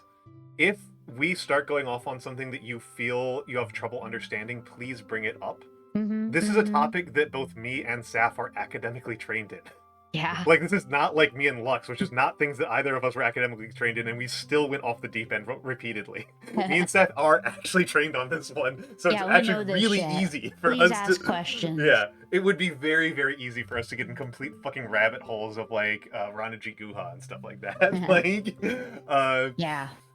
So... Yeah, no, ask questions, please do. Yeah, let's go to the first slide, though. Yes, let me get back to the slideshow as opposed to looking at my OBS. Let me open the slides on my end as well, because it is blurry. Yeah, and you might also want to be looking at what your next slide is before you ask me to go to it. True. Where did I put that? Oh, I didn't put it in a folder. It's just in my drive. Oh, Why is there a puppy girl in my drive? What the hell? You're just... Oh, there it is. Why is there a puppy girl in my drive, she says. I don't know. Okay, so... I know why, but... So, there are maps in all of the books, and they're ugly as all hell and bad, and I don't like them. So one of the maps that I use is actually a map I made, because it's better. This is, though, a sort of general map of the setting of the, like, Baru Cormorant series. The series is technically called The Masquerade, but nobody calls it that. It's Baru Cormorant. All of the books are titled The something Baru Cormorant, so it's the Traitor Baru Cormorant, the Monster Baru Cormorant, and then the Tyrant Baru Cormorant. And there's a secret fourth book that hasn't come out yet, but I'm very excited for. Seth Dickinson, please release it. It's been like 6 years since the last book. No, it hasn't. It's been like 4. But I'm going to make a very brief note that I think part of the reason why the maps are bad is that they're made by Baru. Yeah, kind of. Please Please turn your attention to under Treaty Mont, where it says "fuck this place." The one that is really striking to me here, that like I didn't look as closely at this map, when because like for example, like it says Taranok, my home, mother and father down here. Is my mouse showing up on the stream? Yeah, Shit. yeah. Good. This is the one that's the funniest to me. Starfall Bay. Yeah. Why so round? Like what? I think you answered this question, my dude. Yeah. No, more or less. No, it's really funny though. But yeah, so the setting is this place. It's called the Ashen Sea. It's like this sort of Mediterranean, enclosed ocean. That has settlement all around it of various kinds, and you've got your sort of standard issue types of regions. There's this place, the Maya Plains, the Camus Interval. That's sort of like a steppe area. There's like horse lords, that sort of thing. There's Ardwin, which is where most of the first book takes place in. It's sort of like it's almost like a Roman Germania, I would say. It's sort of it's divided into little duchies, but it's sort of slowly being colonized. It's your northwest Europe. Pretty much. In terms of like the kind of culture that they try to refer to, and like the weather patterns. It feels like it's supposed to be like like medieval, like late medieval Europe. Yeah, pretty much. And then above that there's the Staciechi necessity. This is like a mountain, a kind of almost, I think I've seen comparisons to it like it being like Himalayan, or if not, then like what was it? Incan, Peruvian sort of civilization. So it's like, See, mountain peoples. I thought that the most obvious comparisons were the people from the Left Hand of Darkness, or dwarfs from Warhammer Fantasy Battles. Pretty much, yeah. Yeah. Well, the necessity is interesting. It's called the necessity because the Staciechi hate kings. They hate kings. They are not big on monarchy or centralized rule at all. They generally rule their own mansions, and so they sort of keep to themselves. But in times of necessity, they will elect a necessary king. So their sort of polity is called a necessity. And then if you continue sort of around the trade circle, there's Falcrest. Falcrest is the basically empire in his story. It's a mix of a lot of things. It has a very French, French revolutionary equality aspect to it. It's very imperialist in that way that Britain was, like an overseas naval imperialism. Big navy culture. They do not have an army.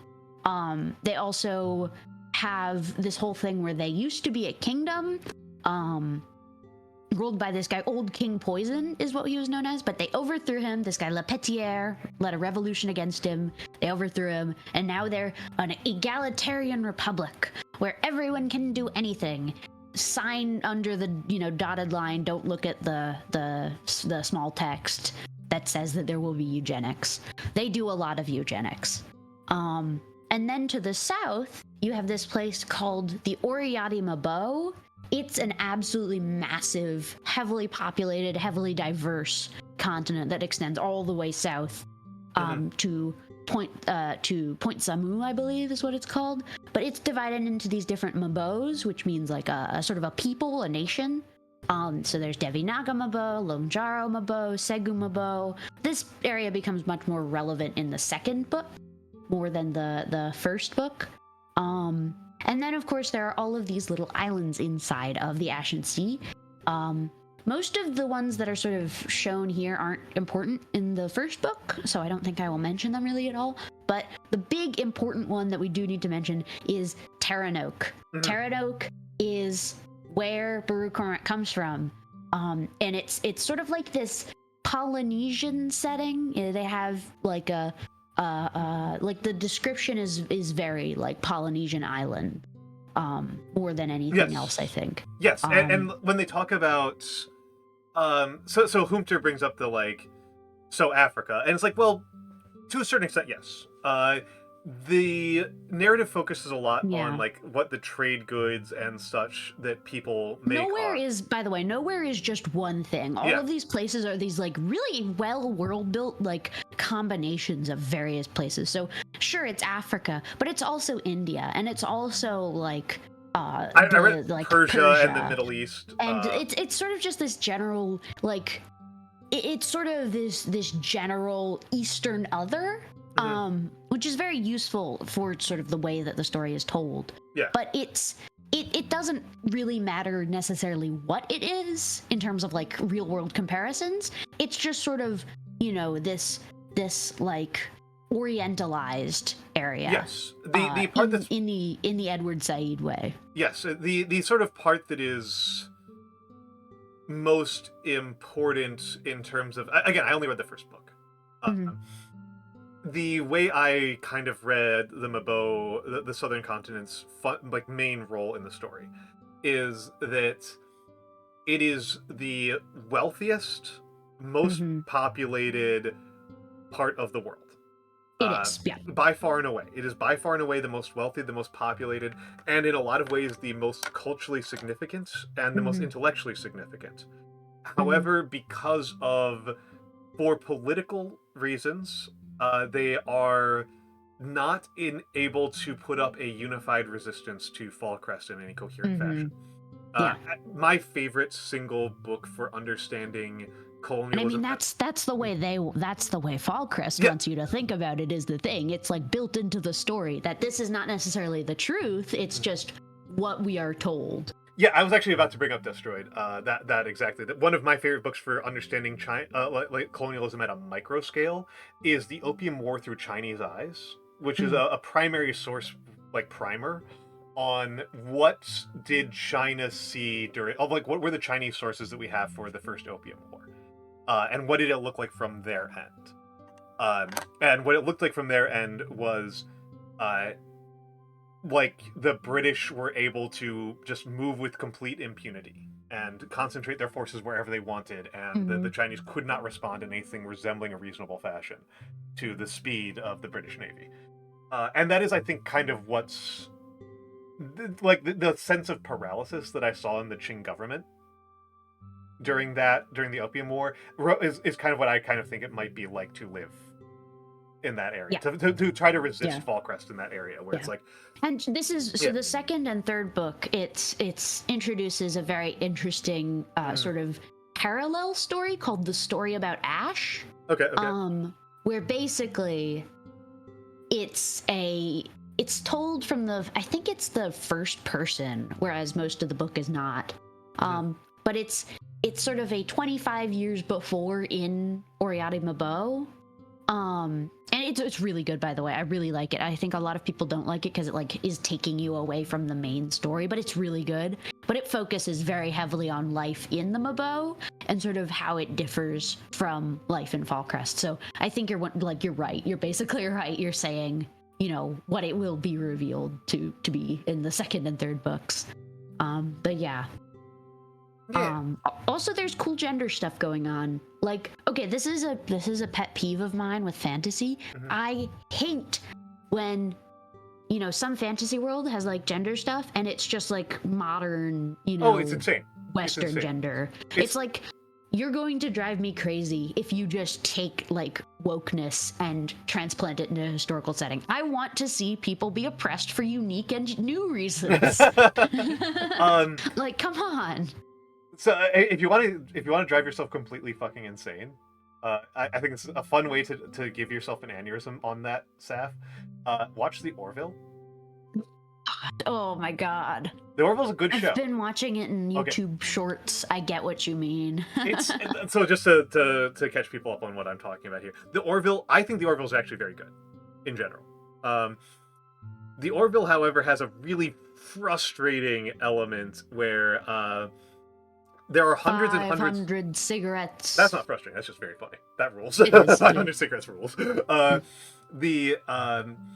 Where there's hundreds of different alien species, and across those hundreds of different species, there is less variation in gender norms than there is in a medium-sized city. They're all wild. woke. Well, the aliens are woke. It's not even that they're woke. It's that they all have like straightforward, uncomplicated binary genders. Yeah, pretty much. Every single one of them has straightforward, uncomplicated binary. Come on, they're aliens. You can do whatever you want with them, and you're doing this. Like, come on. Yeah, it's like we meet a new alien species as a completely different social organization. Blah blah blah blah blah. They still have men and women in a clean fashion. Like like no matter what. Like no matter what. Yeah. It's so weird. It's like yeah. They don't even have like the same basic biology. Yeah. The Mocklin at least are like doing something. Like the Mocklin something, but it's so like it's so much weirder. When she's like, oh, this is the one where like they oppress men instead of women. It's like, no, it's so weird. But if you guys want a story that does really interesting things with gender, read Baru Cormorant, because So this is the map. This is what the map looks like. So the Falcresti, right? They have a pretty standard sort of Western perception of gender. They believe in, you know, male and female, and those are, you know, unchanging facts. And, you know, men need to have sex with women and only, you know, like that, and everything else is bad. But there's other places with super interesting stuff. So for example, the Stacchieci, they believe in, ironically, in what I can only describe as a hilarious application of something I see all too commonly online, their genders are basically top and bottom. Oh my goodness. goodness. Okay. Like Sure. as Yeah. and it's a big issue because there is a character who sort of is a bottom but is a man, and so that becomes a gender issue, and so it's so funny because it's like ancient Rome. it's like he's transgender in a unique way that works because, like, you know, this is a different gender system, and I love that. Just gonna point out as a person who has studied some anthropology, if you're going to do this kind of shit, this is how it always ends up working, right? Like our theory of transness and cisness are culturally local to our own set of theories, and it's not that you won't get people who don't do things that look a lot like transness in other cultures. It's that the things that make that happen are different, and the way it works is different, and that's worth like taking seriously. Right, Yeah. like every culture does. Yeah. And meanwhile, in the Mabo, in Oriani Mabo, they have a third gender called Laman. And basically, the way it works there is at a certain age, you just choose your gender, and it's completely divorced from biology. And so, of course, when they come into contact with Falcrest, who believes in eugenics, they have some issues over that. But let's go on to the next slide because now you make 20 we'll fucking talk slides, about... we're moving very slowly. Yeah. Let's move on to the next slide because this is about Terranoke. Basically, Baru Cormorant is from this island. It's called Terranoke. Later in the books, it gets renamed to Sauswar. That's sort of like the colonial name. You know, it's the Aotearoa, New Zealand. But it's this small island in the southwest of the Ashen Sea, and it has a very important like position. It's in a good position trade-wise. The sort of trade ring runs right through it, so it's a great trade port. It's also a great military port, and it's not necessarily like rich in mineral wealth or like gold, but it is rich in lumber, and when you're making boats, that's very important. So that's sort of why it's of interest to the Falcresti. I might actually go back to the previous map just to point out something that is all historical about the setting and valuable to understand. Yeah, sure. So this says the trade circle runs clockwise. And so this is a kind of critical part of the story, is that the sailing routes are really, really limited, even compared to the ancient Mediterranean. Like, even the ancient Mediterranean has more options. And they move clockwise. The story itself moves clockwise around the Ashen Sea, which is super interesting. Yeah, but it's, you know, you can't go Falcrest to Treatymont straightforwardly. The fastest route from Falcrest to Treatymont is via Terranoke. So that's just kind of worth understanding that, like, a lot of the decisions that people make in the story and how they perceive the world around them are dictated by the fact that they have this very rigid system where you can only trade for part of the year, and it's always in the same directions. Yeah, and it also in the middle there's this thing, the Kraken still. Basically, there's no current there, which means if you get stuck there, you die because you've got to row your way out, and nobody. This is the age of sail. These folks don't know. These folks don't like using oars very much. And I'm going to point out this is kind of find it interesting. This is not entirely unprecedented, and I was kind of thrown off by this because the Mediterranean is more complicated. Like, there's like back and forth. It's not like one big circle.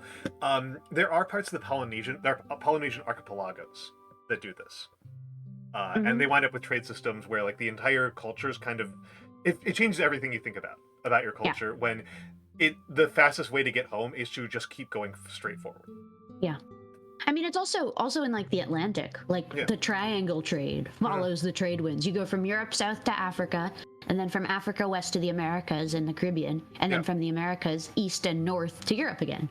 So basically they have this system, and that's very important. That is very important. It makes sense in that sort of scale of the whole circle why they would want to control Terranoke, because controlling Terranoke controls Ardwin, and Ardwin is very much the focus of the first book. So and as Hannah points out, it's good lumber. This is one of those things that we in the modern world get kind of confused about, that good lumber is really important for colonial ventures. I recommend that if you want to read if you want to understand, like, particularly it's more useful for 19th century than the kind of stuff that we're talking about here. But like, this is like something that Mahat talks about, like control of like certain specific types of resources that you might not think about become really, really important for maritime empires, even more so than for land-based ones. Yeah. And one of those ones that was really fun that happened a couple years ago was I think it was 5 years ago. The Danish Royal Forestry Department reported to the king that some trees that had been planted for mast ships had finally matured. Yeah, there's a similar forest. Yeah. There's a similar forest in the U.S., which is maintained entirely because there is one ship, I believe it's the USS Constitution, yep, it's the Constitution, that is maintained in its, state that it was in since like the, very long time ago, like 200 years ago. Yeah. So they have this whole like forestry sub-department just to maintain the forest, to make the wood that they need for that. Yeah, and masts in particular are really demanding. Masts are very, very demanding. Cork is really demanding, which would be another thing that you'd probably have at Terranok, just based on like the other signals they give you. And cork is super valuable and does not grow everywhere. So it's a very important island to control. And also on the gender stuff, Baru does not have sort of the family that you would want in Falcrest. She has one mother, Pinion Starmap, and two fathers, Solit and Salm. Solit is a blacksmith, and Salm is a warrior. Yep. And another important thing to note is that despite being on an island, they do have conflict. They have two groups on Terranok, the Harborside and the Plainsiders. And they're always in conflict. That's sort of their local ethnic squabble. And so basically this is an important bit of conflict within Terranok that sort of Baru grows up with. They're all glassworkers. That's like a seasonal employment that the entire family does. Yeah, they're all glassworkers, but he's also like a metal worker. So yeah. They never emphasize the glassworking because apparently that's just something that everybody on the port side does during the trade season. Yeah, I mean, you have sand, you make it into glass, and there you go. Like, It was kind of interesting because it gives this sense that they're doing kind of unskilled labor. That like it's something that they can't be like proud of, that they don't and like it is not specialized, that they don't do year round. They aren't just like, because like that's how I just found that interesting because normally glass grinding is a very high skill. Very high skill. But it's just so culturally ubiquitous for them that it doesn't really matter.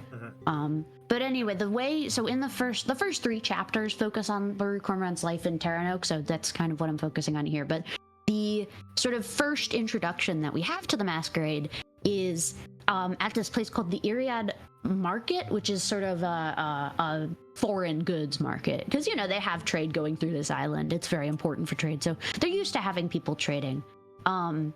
And there's this great like, this is the first line of the book, by the way, that I've quoted here. And I think it just really gives a good sense of sort of how trade operates in this book in a really unique way I really haven't seen elsewhere, especially in like colonial narrative books. But the quote reads, I'm throwing things. I'm fidgeting with the nail file, and so I'm throwing it by accident. But trade season came around again. Baru is still too young to smell the Empire wind. The masquerade sent its favorite soldiers to conquer Terranok. Sailcloth, dyes, glazed ceramic, sealskin and oils, paper currency.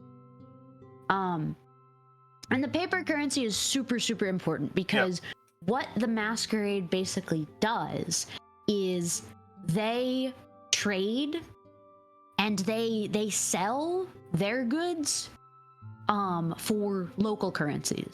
So, like gold and silver and that kind of stuff. But when they buy goods, they only pay in fiat notes. Which, guess who you can trade with using fiat notes? Only them. So very quickly, by bringing in all these goods that people want, and by creating this trade deficit, they very quickly replace the local economy with a sort of imperial economy where the only money that anyone has is the Falcresti money, and so if you want to trade, you need Falcresti money, and so it just sort of perpetuates itself. That's the other thing. They don't do conquest. They don't do war, really. They Well, just sort of show up, they offer their stuff, and if people want to buy it, that's up to them. Well, I did want to ask if this is something that is one of those things that gets talked about in later books, because like, you've studied this history. Yeah, this is something that me and Saf have studied. Yeah. This doesn't work. Like as a plan, this will not happen. The way that you get people to do this is you do it at gunpoint. Is how the British did it. Like, you cannot get people to accept a paper currency that you have total control over unless they've already accepted other parts of economic control, or you're doing it at gunpoint. And if they're accepting other parts of economic control, you don't have the kind of control the Masquerade has. Yeah, it's interesting. Yeah. It's interesting because there are many ways in which Falcrest is already in a very dominant position when they come here. They already have goods to trade. Like, this isn't like the beginning of the European Age of Sail, where Europeans had nothing of value and they were trading as middlemen between like India and China. They already have very valuable stuff that people want. And so because of that, they're able to sort of offer just these things that nobody else has.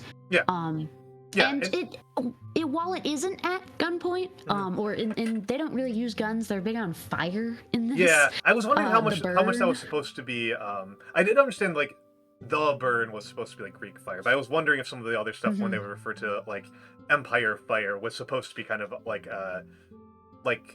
they meant muskets. No, it's all fire. It's all fire. Okay. Nobody really uses like explosives or guns because it's like, well, why not just set them on fire? Because a lot of the combat is naval, and so it's sort of like, no, they're well, how do you take down a big wooden ship? You burn it. So their naval superiority is incredibly powerful. I did see them referencing Hwacha. Yeah, it's very interesting. It does in part have to do, I think, in this with the gunboats sort of diplomacy that they're doing. There was a great quote. We were looking at it, actually. I was sharing it right before we started streaming. But it's a quote from Lorenzo Veracini's, what is it called? Colonialism, A Global History. I thought this quote's a banger. This quote is great. So it goes, how does colonialism happen? It is a long story, as we will see, but basically with gunboats. A ship carrying guns is an incredible machine. A technological wonder, indeed, an assemblage of technologies.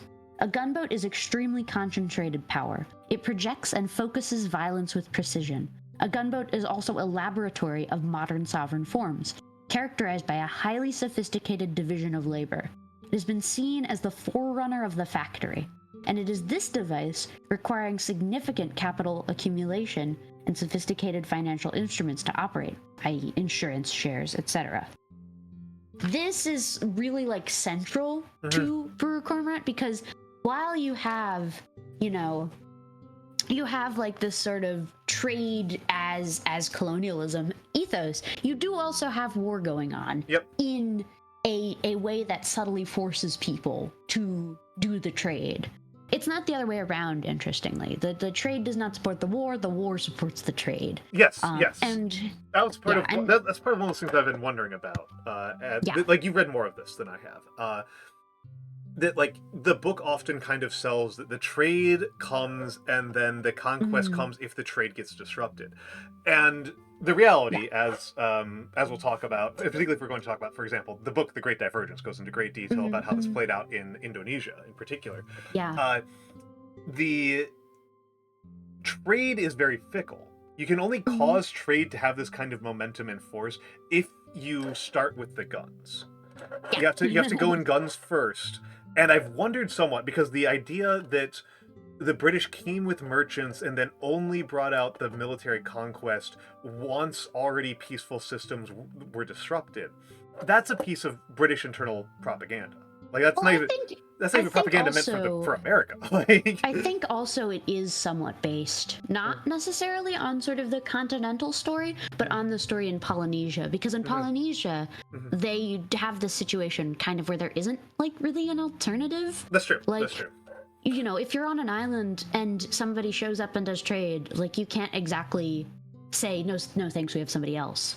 So I don't know if it is totally accurate for like a country in the position of Terranok, where they have sort of other traders like, you know, active in the area, but there is kind of an element of war. Well, we can talk about some of the other things that they do in Terranok. I'm sure that'll be the next slide. Yeah, let's go to the next slide. So the way that this sort of evolves as Baru gets older is she meets, in the first chapter, she meets this cloth merchant named Caradine Farrier.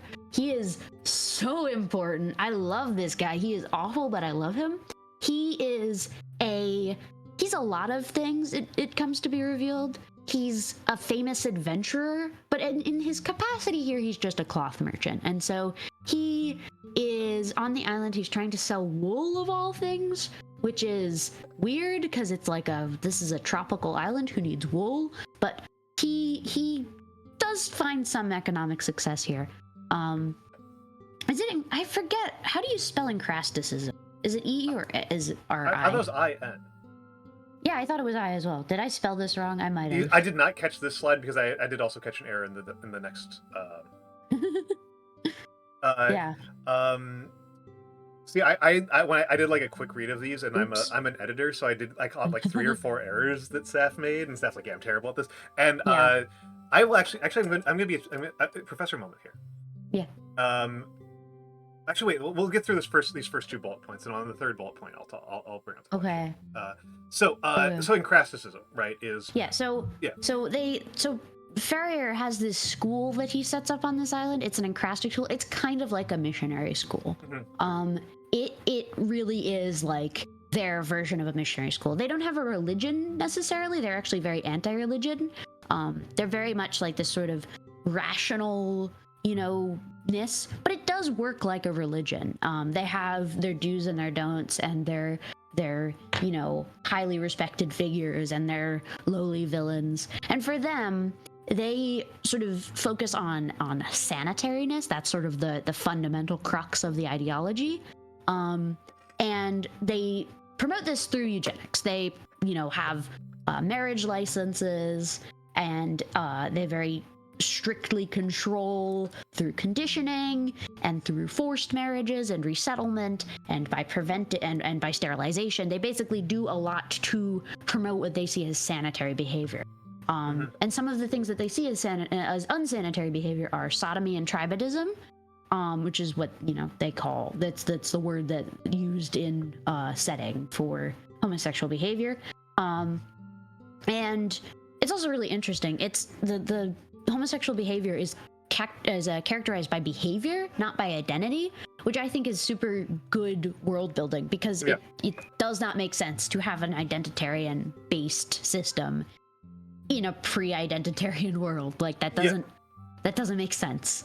But yeah, and then royalty is also very taboo. You can have your entire career destroyed if it's shown that you are sort of consorting with royalty, because remember, Falcrest threw off their royals, and now they're better. So they're Republican in the French way. Yeah. And the pseudoscience element of it should appear to people to be incredibly fucking obvious, because these people are obsessing over, not just in the sense that eugenics in real life is largely pseudoscientific, but even by those standards, the Masqueradian version is ridiculous, because they're talking about doing eugenic changes on the scale of like 2 years. Yeah, so they have this belief. They have this belief in the way sort of inheritance works. It's called Tyrandic heredity in the world. But basically, they believe that if, say, you have a person with like long hair, if you cut that hair to be short enough times, and you sort of teach the flesh memory of hair is short, then their kids will have short hair. Which is not true. That's not how anything works. You can't change like a behavior on the span of one life and have it result in a genetic change. But they don't know that. So This is fucking what's his name? Lamarckian. They've got some Lamarckian genetics going on. Exactly. Exactly.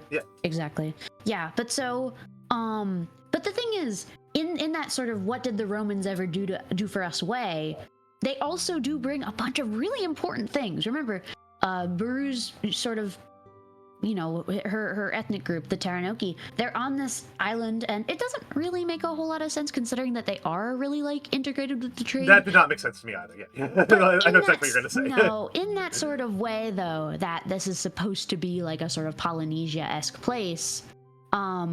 They have a lack of immunity to Falcresti diseases. And I think the in-world explanation is that Falcrest is a very new power, and so, while they have had trade, they've had trade with Oriati Mabo, not Falcrest. So I think that's the in-universe explanation, because Falcrest is kind of on the other side of the world, but I'm not totally convinced. This kind of feeds in actually to what I was part of what I was thinking about on the last slide. I think that Baru's not actually the most reliable narrator. No, she's not. She's very much not. And I think that, honestly, this is one of those things where, like, literally does make more sense if it's biological weapons. Like, literally does make more sense if the Falcrest had, like, a special bioweapon. A magical bioweapon. Spoiler alert. Yeah. Yeah. Yeah. But yeah. Because otherwise, like, they should be exposed to every trade disease on the goddamn planet already. Like, yeah. Admittedly, they have these inoculations though that they bring. It's good. So they introduce like hand washing. They introduce like things that this is an issue much later in the series where they sort of wrestle with this fact. How do we justify stuff like not intentionally spreading disease to each other, but we get rid of the parts of Encrastism that we don't like? And this is a big area of debate between Baru and some others where they're trying to sort of justify this. But so Baru is inoculated in her, because she goes to this missionary school. She is inoculated, and so she does not have to fear sort of these plagues that are all over ravaging her island. And I do think they probably were released and probably engineered by Falcrest. Yeah. It would be very much. It is in their sort of playbook. It's in their playbook. It's less confusing narratively if that's the case. There is a slight comedy to this in that both of her parents survive all of the plagues without inoculation, which makes me wonder, like, maybe she was just genetically immune, in which case the inoculation didn't do shit for her. But also, it is also very much the case that Taranok is vaporized as a culture. Yeah. And there's this other important thing though, sort of before she goes into the school, that also has to do with the vaporization of the culture.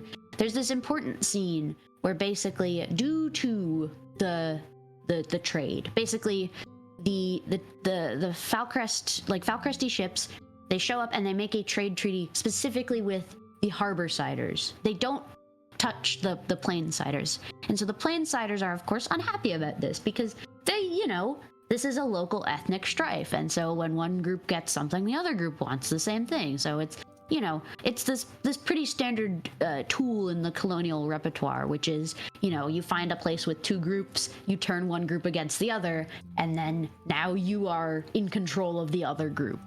And that's what happens here. So one of Baru's fathers, Salm, who is a warrior, goes to a war with the Plainsiders. And the important thing is that in Taranaki culture, war is not like an everybody dies situation. What they do is they have a fighting circle, and they have their champions fight. That's what Salm does, and then whoever's champion wins the war. This is, it's a cultural. It's a heroic duel. Of war. Yeah, it's a heroic duel. It's not an all-out slaughter. That's not what the Falcresti do. They show up and they burn people alive. Yep. And so because of that, that's not good for anybody. The culture is just totally upended. All of the sort of institutions of war are disrespected. And in the chaos, Baru's father, Salm, is sort of disappeared. This is an issue much later in the story, but it leads Baru to have this sort of one mother, one father family that she was not born into.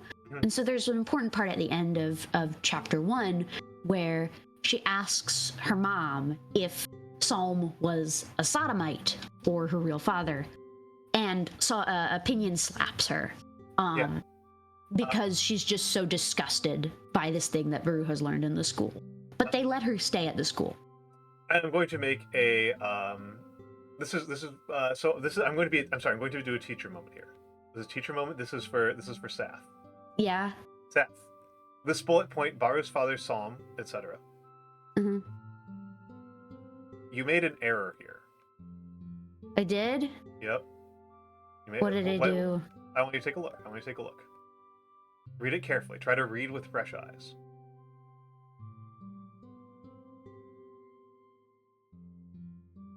I mean, it's not grammatically correct. Mm-hmm. But there's a grammar error that causes an understanding problem, which is an actual problem. Is there? Yep. Oh, I see. Yeah. Yep, so the yeah. other group. Yeah. I see it. I see it. So for anybody who, for anybody who, because I know that a couple of you are ESL, etc. Mm-hmm. Around here, the way that Saffron wrote this is vague. Who is supported by the masquerade? I do that a lot. That's one of my things when I do. This is the. Yeah. I'm not a big believer in the like read things out loud, but this is one of those cases where that kind of helps. But yeah, you need to. Baru's psalm is being accompanied. The port side Taranaki are the ones who are supported by the masquerade, and the masquerade are the ones who presumably kill Psalm. Yeah, so that he disappears. They're convinced that he's alive and has been captured, but it seems like he has been killed. In this, which should have been a ceremonial duel that turned into a slaughter. And so it should probably be noted here that this is when we first start encountering a phrase that is very haunting.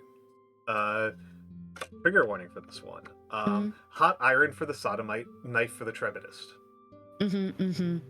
That's sort of that's core to their sanitary ideology. Is that's they believe in medical treatments for homosexuality.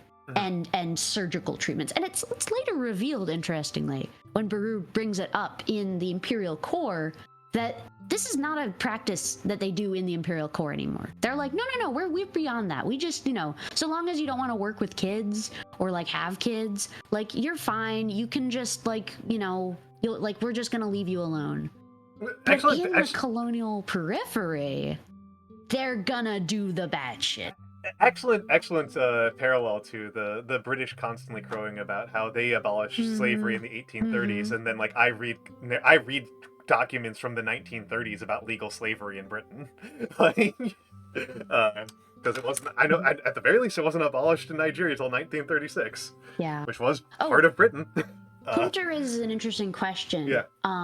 About the sort of Baru's family structure. Yes, I think that is true. I'm pretty sure they explain it later that basically when when in this sort of family system with multiple fathers, they will sort of conceive together, in one after the other, so that they don't know, because then they both have a stake in the child. They don't know this child is not genetically mine, because could be either. Yeah. Could be either their actual kid. So it's this way of sort of making these great families that Falcrest does not like. Falcrest really does not like these they find it very upsetting. Yeah. They find it very upsetting. They find it unsanitary, and they think that it's just sort of a societal negative. Yeah, they think it's grotesque and and holding the Taranaki back. Yeah. But while sort of in her sort of learning that, of all these supposed unsanitary behaviors, she is given chances to sort of be what they want her to be in the school. So she excels, and sort of as the story continues, other Taranaki children drop out of the school, or they get sent back home to their parents. So basically, they are constantly selecting for the children that will, bend to the will of Falcrest and bend to the ideology of Falcrest, and not try to hold up their culture. There's a moment where one of the teachers says a family is a father and a mother, just that, and kids, no second or anything. And Baru protests. She says, no, I have two fathers. But then she gets told, no, you don't. One of them is a sodomite. Yeah. And that's why she asks her mother this. But she sort of stays in this bubble away from her culture. And while that's happening, plague decimates the island. Yep. And so she is completely separated from her family, from her culture, and she's not allowed to see them because of a quarantine. So she is very intentionally isolated from her culture and forced to be tested basically for willingness to submit to the cultural dominance of Falcrest. And probably worth pointing out that it's not just whether or not she is pliant, it's that she's useful as well. She is talented at skills that the masquerade finds themselves in short supply of. Notably numeracy. Yes.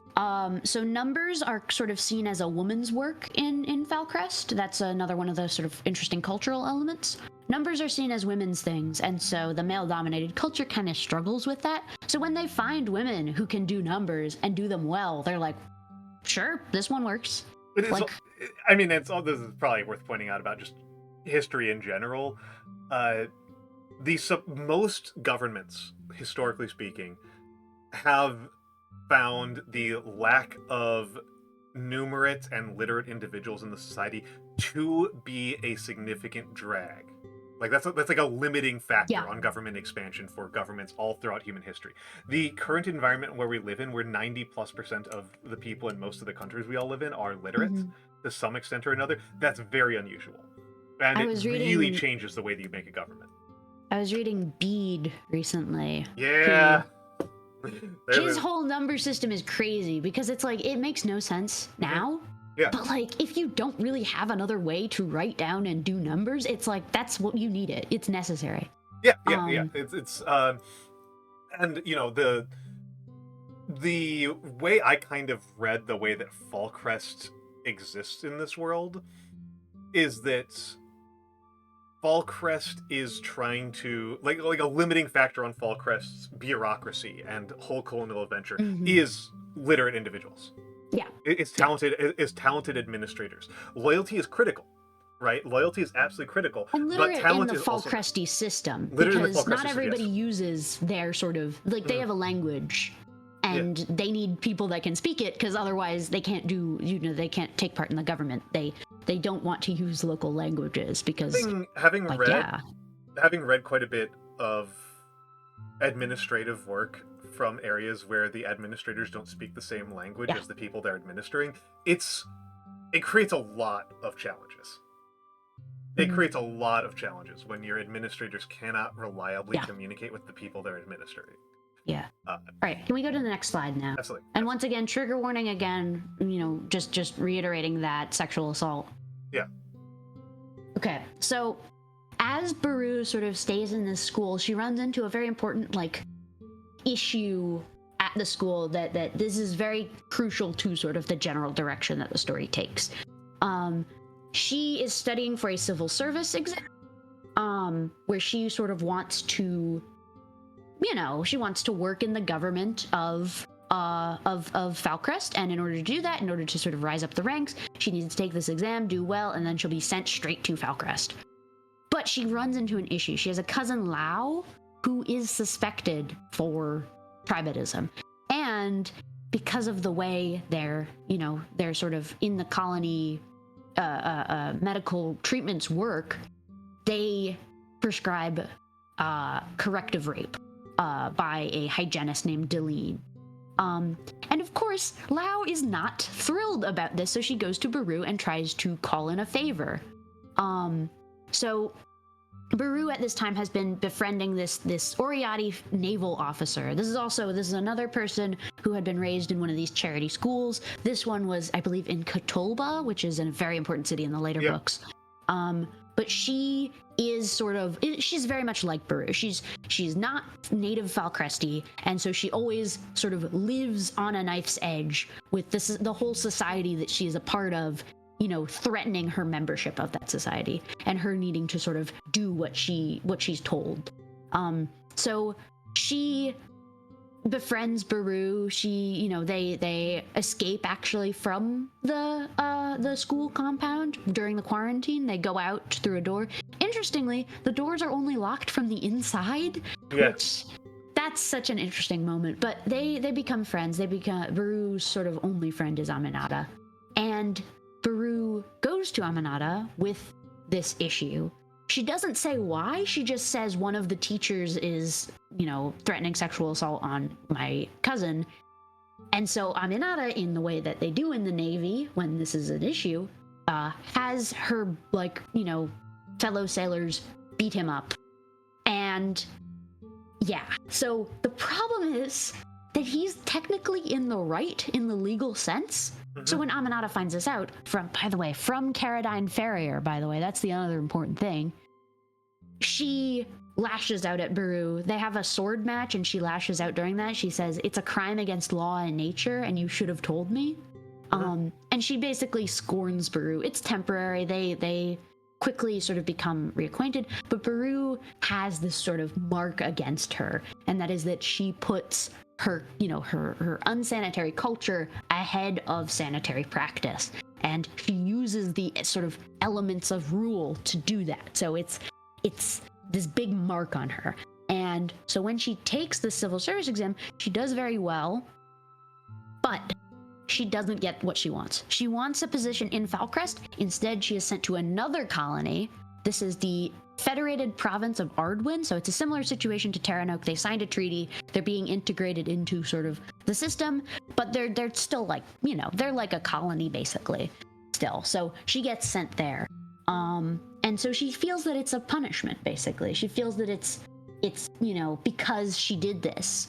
And of course, Caradine Farrier is like, "Oh no, you'll be better suited here anyway." But so she has this sort of chip on her shoulder of, this is a test. I'm being tested. I'm being watched. I need to know if, you know, like, I need to know what's happening. I need to be on top of everything, because this means more than it does. And there's this great quote. There's this really great quote. "She found herself looking across Terranok with imperial eyes, plentiful lumber, good labor, a fleet base securing the southwest of the Ashen Sea."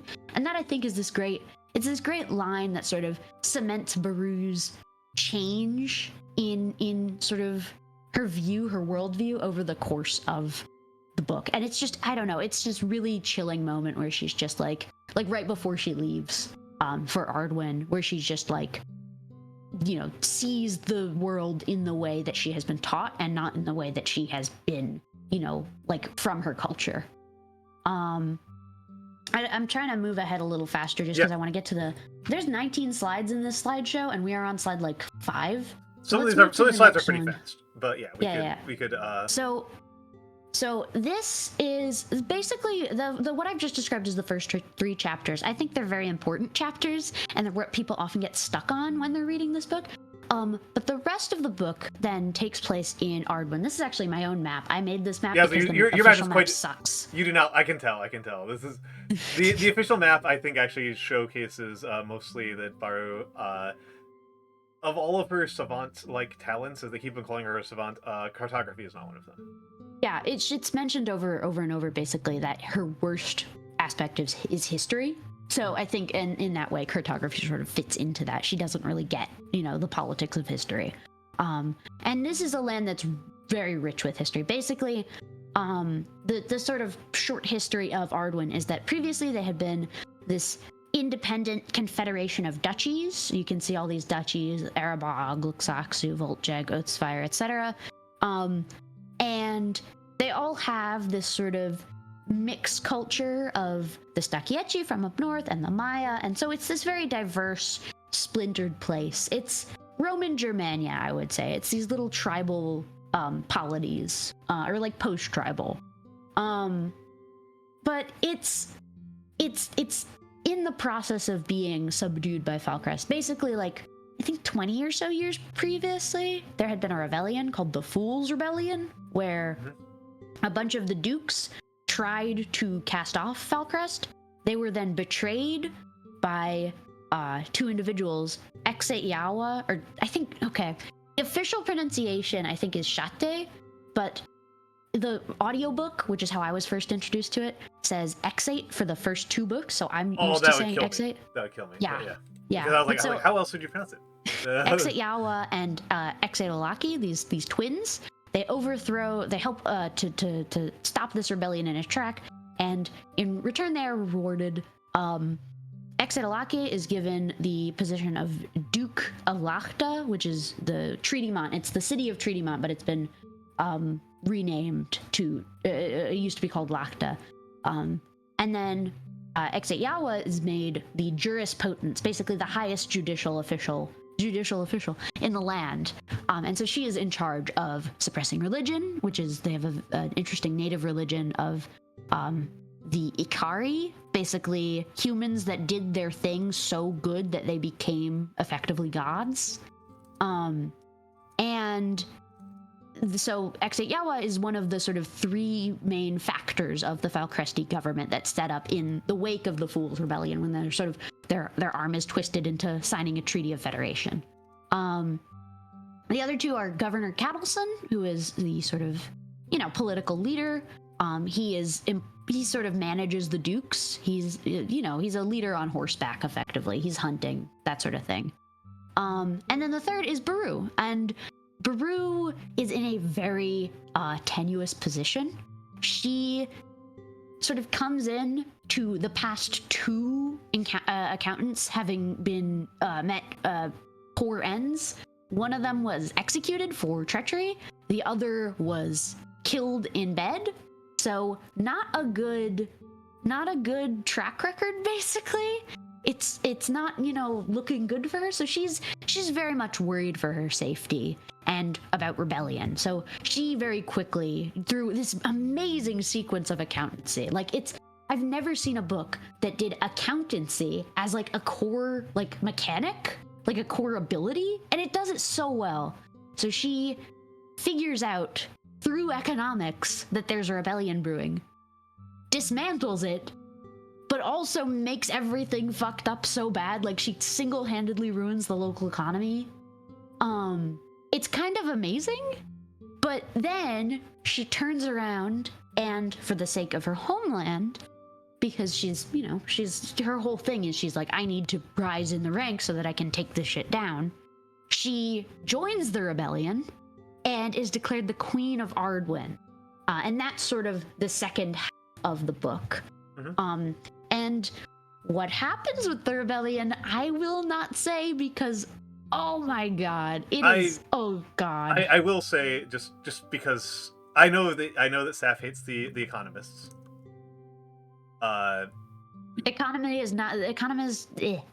Economics, that's what it's called, is not a real discipline. It's astrology. And that's what Baru does. Baru does astrology. The plan that she does for causing hyperinflation would not work. No.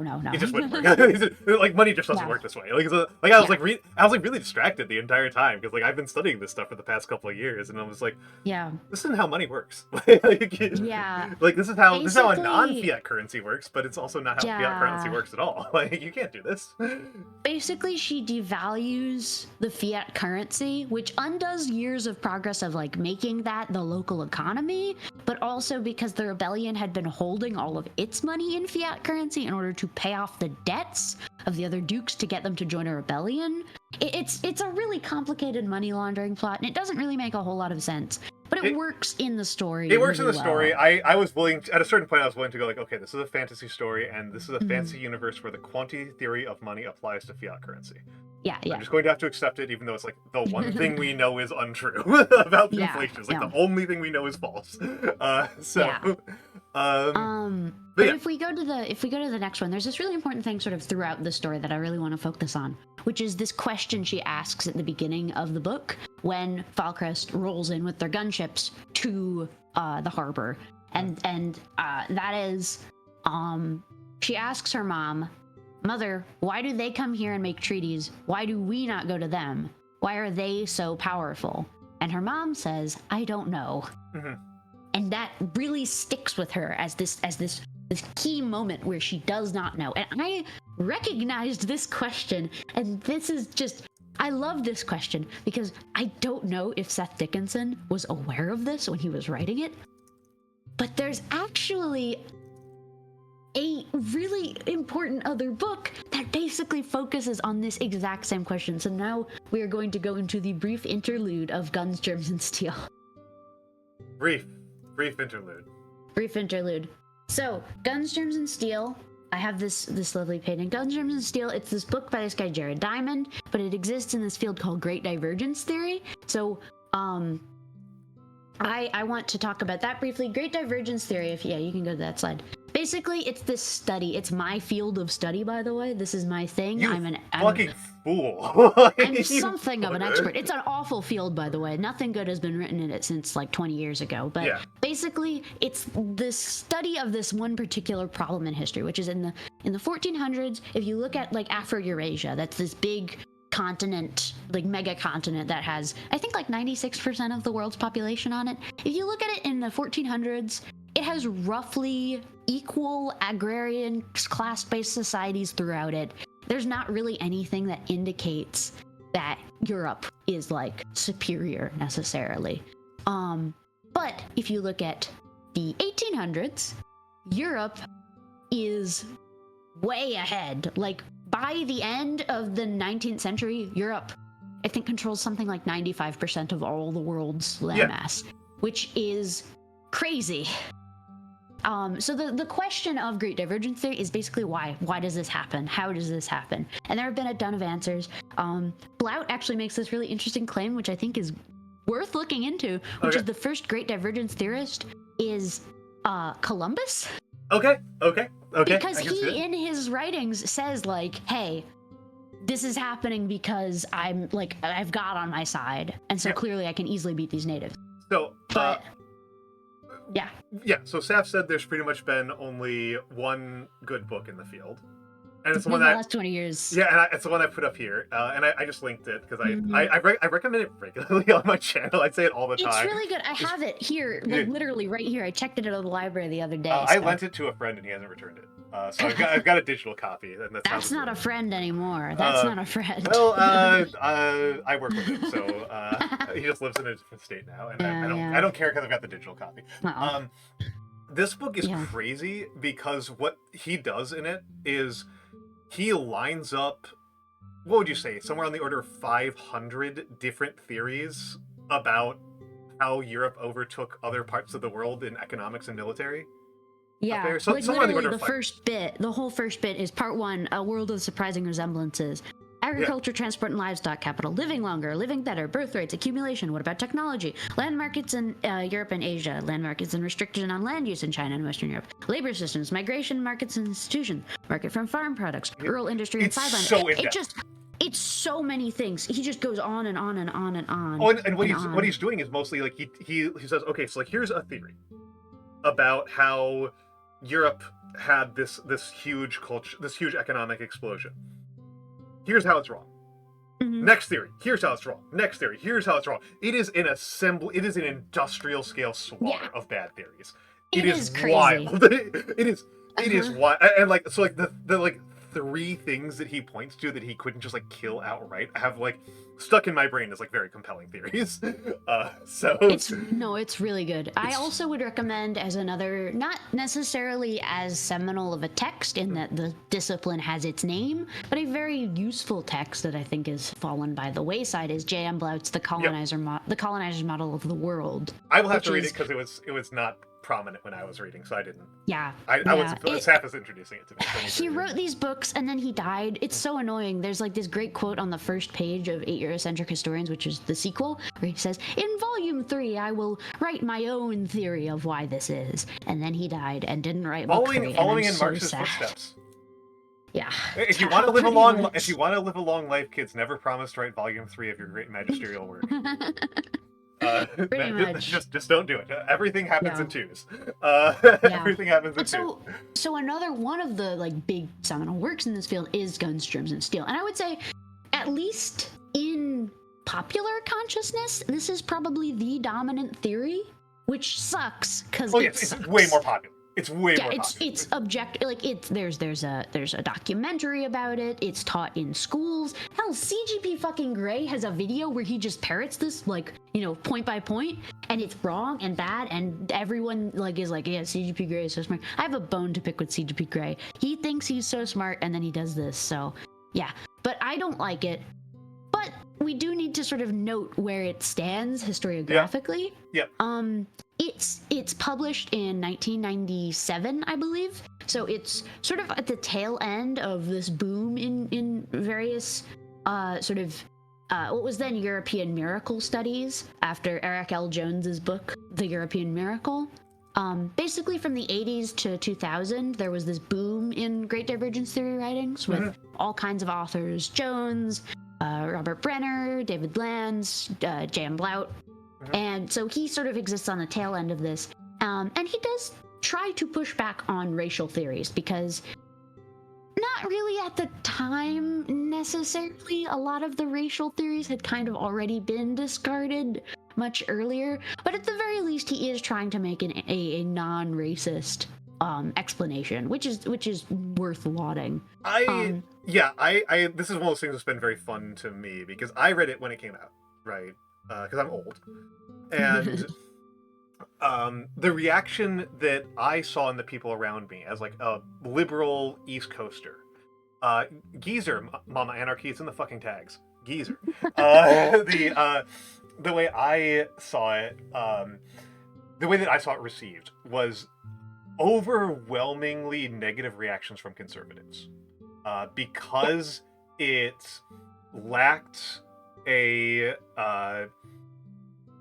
because the one I remember in particular was it didn't give enough credit to European capitalism for the conquest of the Americas, which is, again, which I just want to point out here, this is one of those places where knowing the dates actually does help, because you're off by like 200 years.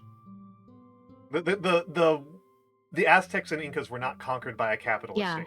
Like, that's just gibberish. If anything, it's more the other way around. It's more the other way around. That conquering shit made capitalism work. Yeah. Because you need, the vast quantities of gold and silver from the Americas in order to do that kind of, banking and liquidity finance.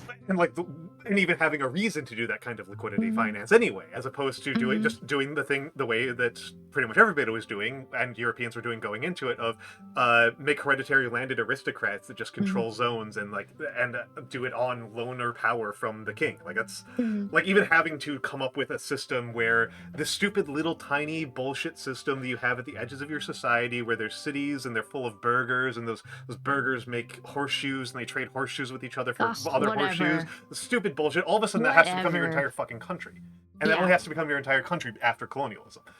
But it's essentially, though, the argument he makes, instead of this sort of essentialist, or not even essentialist, more sociological than anything argument about capitalism, is that there's a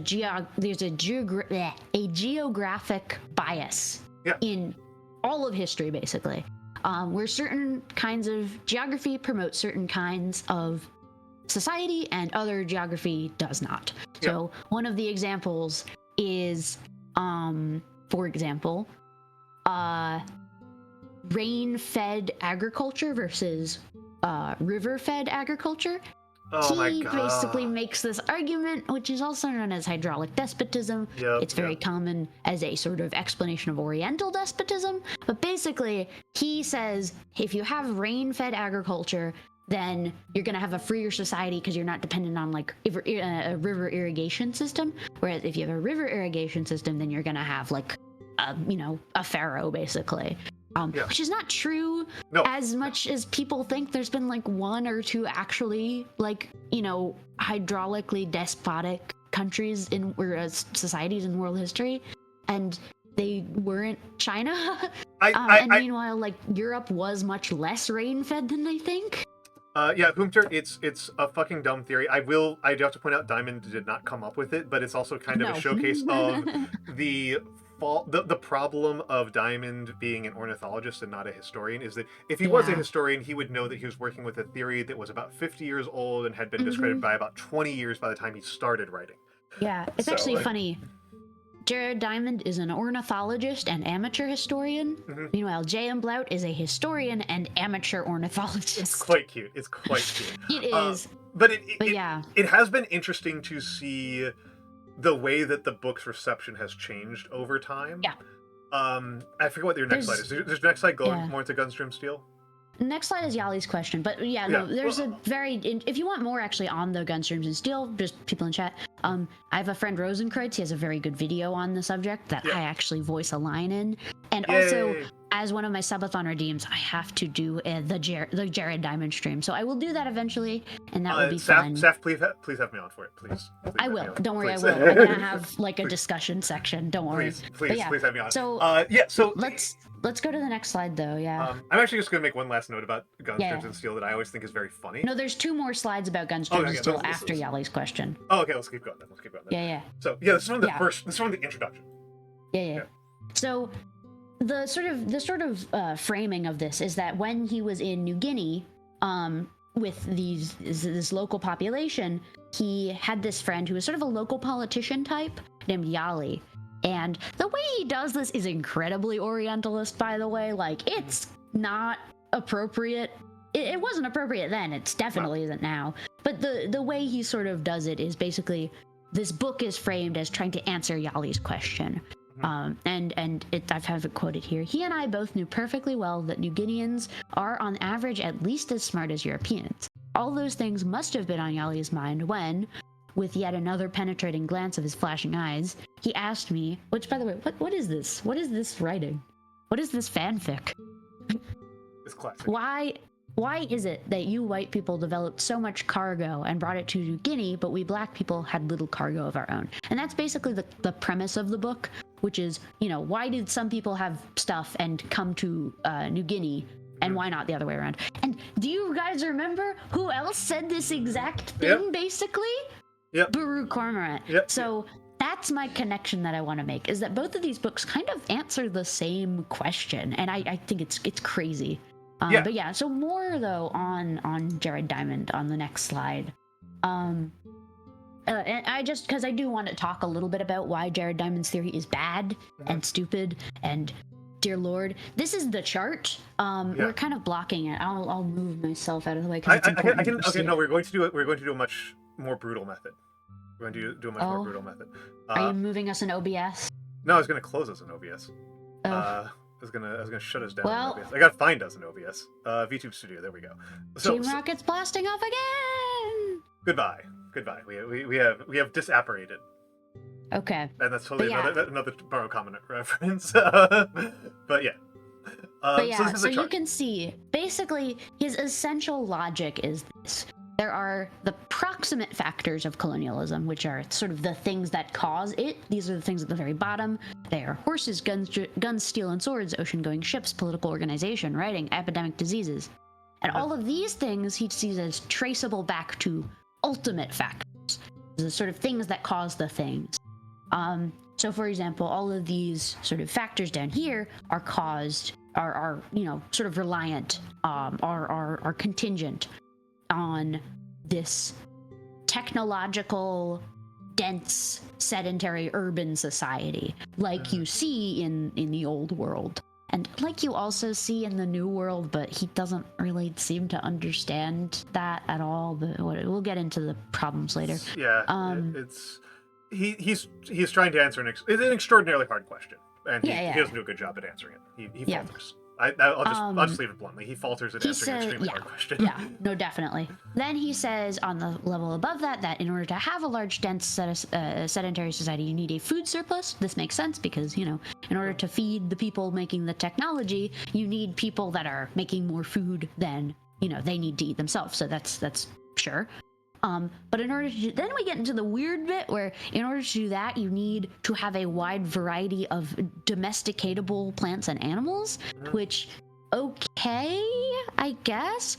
But then he gets to sort of the crazy bit, which is diffusion. Diffusion is, by the way, another big hot button issue in Great Divergence theory, and sort of the idea of independent discovery, which in general sort of gives credit to various non-European peoples for making discoveries, versus diffusionism, which very often sees Europe as sort of the center of all, intellectual life, and yeah. So that's where we sort of get into the crazy land. So if you go to the next slide, you can see what this east-west axis thing is. I'm going to bring us back before I do that. Yeah. Okay. And our content warning was covering up the east-west axis part, so I had to remove that for a second. So I had to go find our stuff. Yeah. Okay.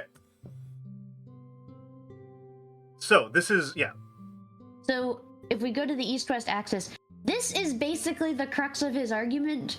Damn it! I really Eurasia is wide. Africa and the Americas are tall. Yeah. This is nonsense. There's so many reasons this is nonsense. But the big one is that it's wrong. Africa is about as wide as it is tall. Eurasia is about as tall as Africa is tall.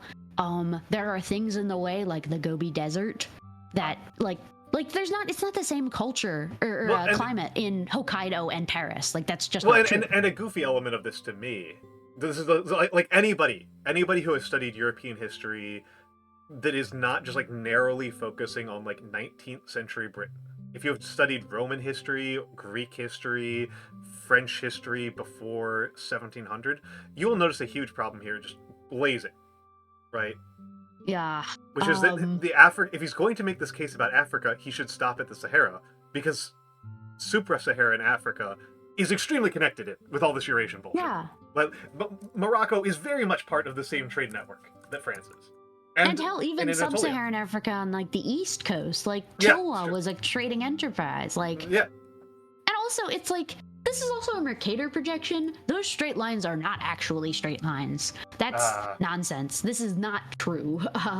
It's not true. It's the one place where I think it's got anything kind of going on is there wasn't an easy way for disease spread to mutually occur from the Andes to central Mexico.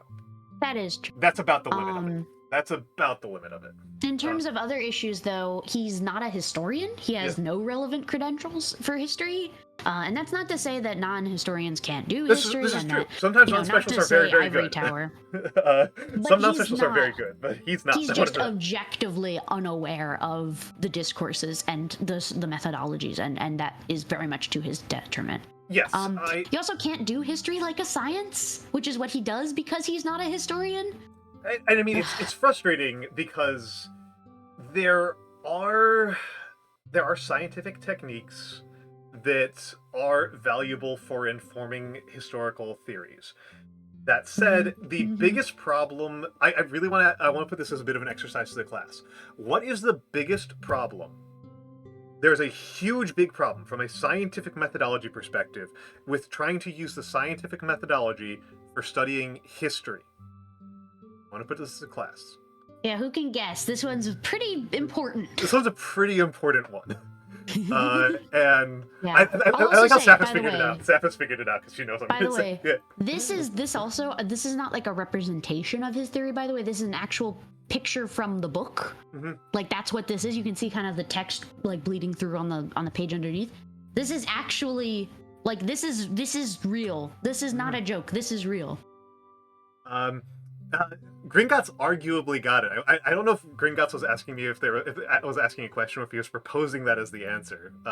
Because it is the answer. It works. It's the answer. It is the answer. You can't repeat history. You only have it once, and it's not like valid to just compare. You can't do comparative analysis on different things. And by the way, control the variables. And by the way, if you're asking how this applies to cosmogenesis, the cosmogenists actually do talk about this. If you go to an astrophysics lecture, they will talk about this problem in astrophysics. That we cannot get a second Big Bang. It doesn't work. Yeah. Yeah. There's also it's really interesting for a book about how conquering the world works. He does very little explanation of how conquering the world actually works. Yep. Like, you'd think he might focus a little bit on the effects of having a global empire and how that changes a country and how the parts interact. This is world systems theory. But no, he kind of just assumes conquest is sort of a one and done thing, which, like, just because Pizarro won a battle does not mean that, like, he this isn't EU4. You don't just get to like click an X. Well, you've hit like an ancient Rome moment for me. In terms of like a constantly thinking about it moment for me, because I did a 3-part lecture on the conquest of Mexico a couple months ago, and really just on the Nahua speaking parts of it. And one of those things that I emphasized repeatedly is that the Nahua parts of Mexico were conquered by the Spanish in about 5 years, from the part where they start actually pushing in. It takes them 200 years to conquer the mine. Yep. So any explanation you have of the conquest of the Americas has to have some accounting of that. It has to be 200 years long. It has to be 200 'Cause- fucking years long because it took them 200 Yeah. fucking years to conquer the Maya. Mhm. And like my personal explanation that I really should be digging more into. I've only read about 10 books on the subject, so obviously I'm still a novice on this subject. Is how much was it that Cortez was just like extremely the correct guy for a very Yeah. special situation. And Yeah, a lot of it's also luck. Like a lot of it's luck. it is It's so just, much oh luck. hey, what a coincidence. Yeah, Humter, that's very important, but it's also I do kind of want to point out, because again, this is like me getting on a bit of a soapbox here. Cortez had a better read of the Aztec internal politics than Moctezuma did. Is kind of how it looks to me. Like Cortez had a very, very good ability to tell when the wind was blowing where, but as an element of luck, because I find this incredibly funny. Cortez fought on the front lines all the time. It was part of the reason why his troops didn't just fucking kill him, because he didn't pay them for 2 years straight. So they should have just fucking killed him. But he managed to keep them from doing that. A lot of it was he was in the shit all the time. And he doesn't die. He doesn't even get majorly wounded. Moctezuma gives a political speech to his own people and gets killed by one of them throwing a rock at him. Insane luck difference. Just incredibly horrible luck difference. Like, there's a million ways that Cortez should have died to stupid bullshit. And he just doesn't. He almost got killed when he was 14 because he was fucking another guy's wife. And he got chased out of the building at sword point. And this is 1400 Spain. This was not like a threat. Like, they would have killed him if he wasn't faster. Yeah. Like, they absolutely would have killed him. He's just insanely lucky. I want to mention the last point, that despite trying to not be racist and in fact to push back against racism, Jared Diamond also does a lot of racism. That's true. It's especially prevalent in the epilogue, which I feel like people often miss because it's not really, like, it doesn't fit into his argument. He sort of just gives up, and then he's just like, well, I don't have an explanation to, like, narrow it down more than just, like, Afro-Eurasia, which, like, yeah, sure. It's a theory that's... But so he just does I'm trying to find like any actual evident like examples. I've given page numbers in the past, but I don't have it on hand. But he basically just says, yeah, Oriental despotism, Capes and K's theory, which is wrong. It's basically just Capes and K's, by the way, is Europe has a bunch of peninsulas, so there will be smaller little, like, you know, areas of countries rather than big countries like China, which whatever, it's just so wrong. But yeah, so basically he just does a bunch of actually like really racist shit, like Oriental despotism and like terrible tropics theory, which is like Africa is bad because it has diseases, which is confusing as hell, because like his whole to the point that he's Isn't got it anything good? compelling is like the diseases are good. Well, remember, diseases are bad when they're in non-white places. The diseases are good when they're highly communicable. They're bad when they're spread by parasites, I guess. I don't fucking know. It's not great. Ugh. It doesn't work. It doesn't work. No, it really doesn't. It's a book that one of those things that me and Saf were talking about during the warm-up before we showed up, that I've always found very funny. It's like, so I read this, and I was like, okay, this sounds compelling, And then he gets to talking about the technology differences between China and Europe. It's like, because the rest of this theory does no explanation for why China and India wouldn't be on total parity with Europe, and it just doesn't touch on that. So he has to come up with this whole. If anything, it supports that. Yeah, it supports that they would be in an equal position. Yeah. Again, the theory is like designed to fit the European conquest of the Americas, and then when it goes anywhere else, it's extremely useless. And so he comes up with this other theory about technology that's based on like populations and diffusion and stuff, and like I know enough Chinese history that I'm looking at it and I'm like, this doesn't fucking work. That's just not true. It's just not true. It's just not true. Like, if China was radically less densely populated than Europe, it would have worked. But it's not. It's extremely not. So. And I mean, the reason is because he's basically just parroting other great divergence theorists who did a lot of racism, like Eric L. Jones, who did a lot about like Chinese marriage patterns and stuff, which is also wrong. Yeah, that one's really bad. Yeah, I forgot about that one. Oh my goodness, because I read Guns, Ninjas, and Steel when it came out and didn't really revisit it. No, it's just way less present in my mind. But like again, I'm just kind of emphasizing that like it's a book that sounds kind of convincing, even to somebody with a pretty strong education, Mm-hmm. unless they know the actual topic being discussed, and then they're always like, well, this one doesn't fucking work at all. Well, and that's one of the big problems with doing these general Yes. massive histories is that, you know, I am a specialist. Every historian is a specialist. true, Nobody does world history. They do the history of an area. Yeah. You know, they may do its relationship to the world, but like I do German history. You know, I don't know shit about I do know shit about interlacustrine Africa because I did a class on it. But like, I don't know shit about Ceylon, for example, or Sri Lanka. I don't know shit about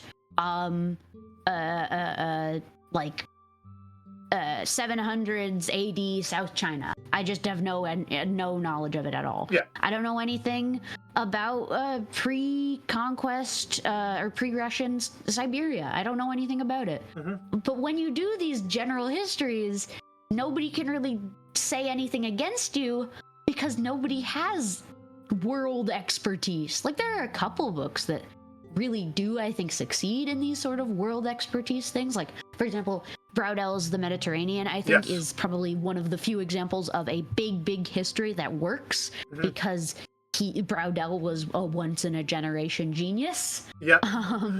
And he wrote his book in a POW camp without access to his sources. So which is which is insane. Very alarming. That's the sort of thing like makes me like doubt like whether or not I should even like bother like speaking to other people level of stupid. I'm just like, what the hell is happening here? So this is something like if you talk to anybody who's educated in these fields at all, they'll emphasize this all the fucking time. The reason why you don't get these like big grand magisterial histories about how the entire world works with any frequency is the only way anybody gets any good at it, like ignoring Braudel, because like let's just pretend that doesn't happen, is people like Pomerantz or Blount who spend like 50 fucking years working on it. Yep. Like Pretty much. Like you don't get people. It's not something like what Diamond did, where he got interested in it and then 5 years later craps out a book. You're not going to get good results. No, of course not. It takes decades, and as I hope we've kind of emphasized, those books are actually really hard to read. Like, I like them. They're really dense. I like them, but in order to make a book that covers that many topics and cover like with any sort of rigor, it's millions. They have to be so dense. And really worth noting, if you don't know this already, but you really should, academic nonfiction is not written for artfulness. They don't try to make it fun for you. Which I think is a shame, because I think that it allows for people like Diamond to, take over, because he's like, I'm gonna write a nice thing people like to read. I mean, it's a good read. It's legitimately he's charming in his words, in his verbiage. He tells it like a story. He tells it like a series of talks. It's not boring. And that makes it, easy to read, that's a criticism against the Ivory Tower, That's a separate matter. The Gringotts brings up actually that the kind of bullshit that like the scientific way of approaching world history. He's a finance guy.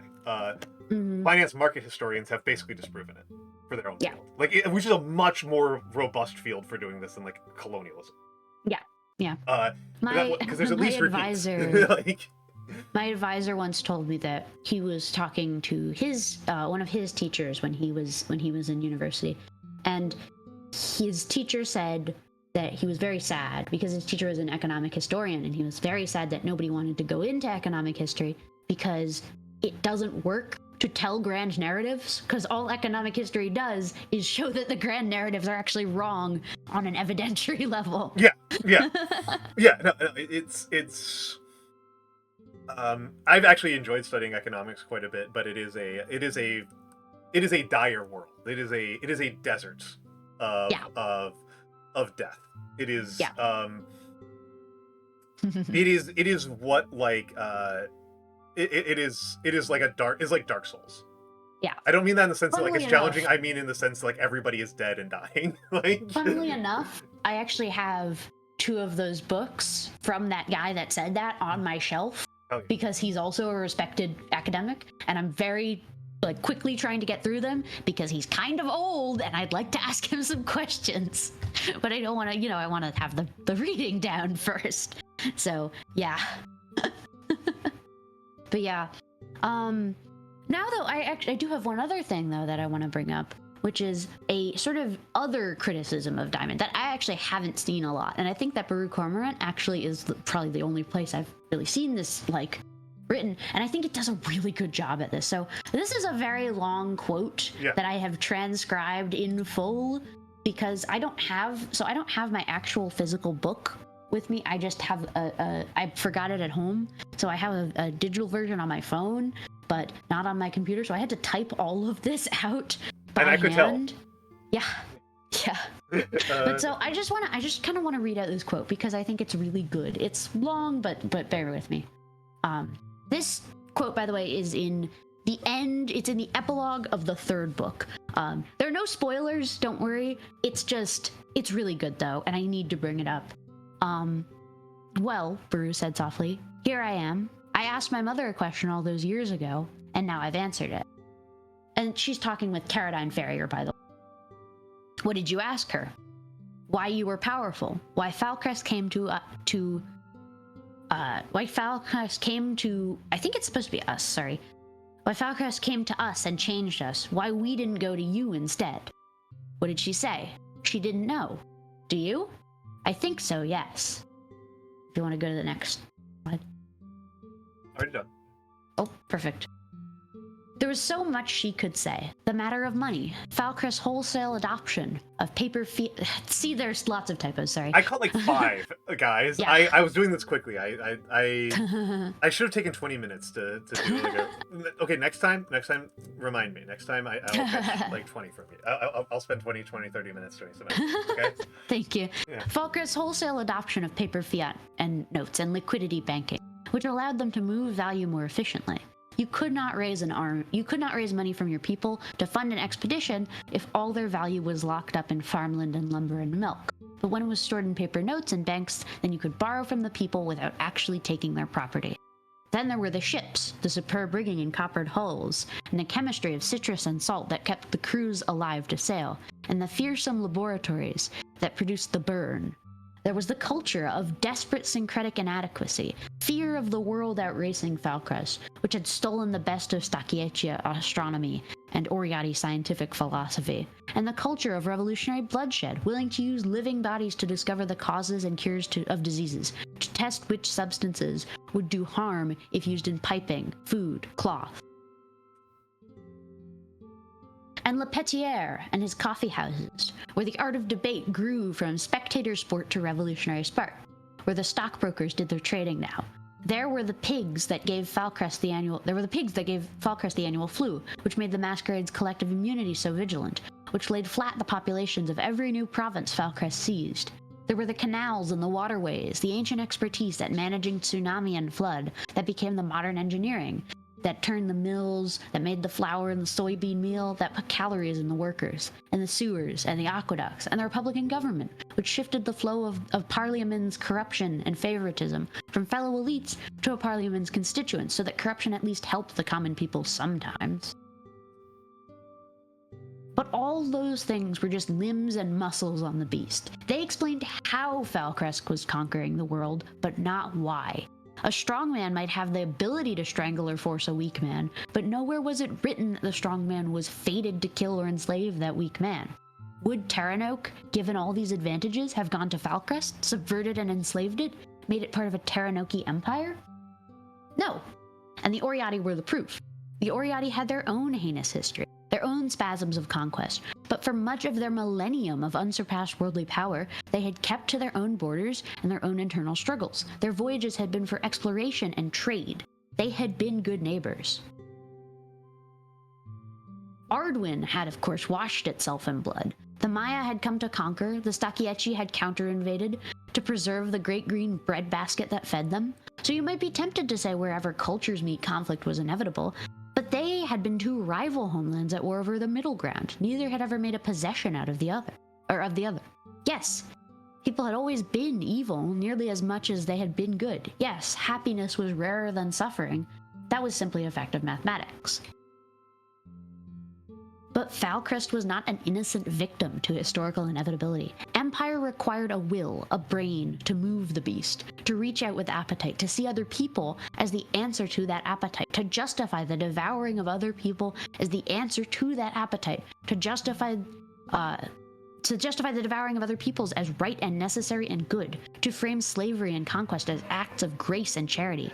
Incrasticism had provided that last and most fateful technology, the capacity to justify any violence in the name of an ultimate destiny, an engine to inflict misery and to claim that misery was necessary in the quest for utopia, a false science by which the races and sexes could be separated and specialized like workers in a mill, and the endless self-deceptive, blind, guilty quest to justify that false science so that the suffering and misery remained necessary.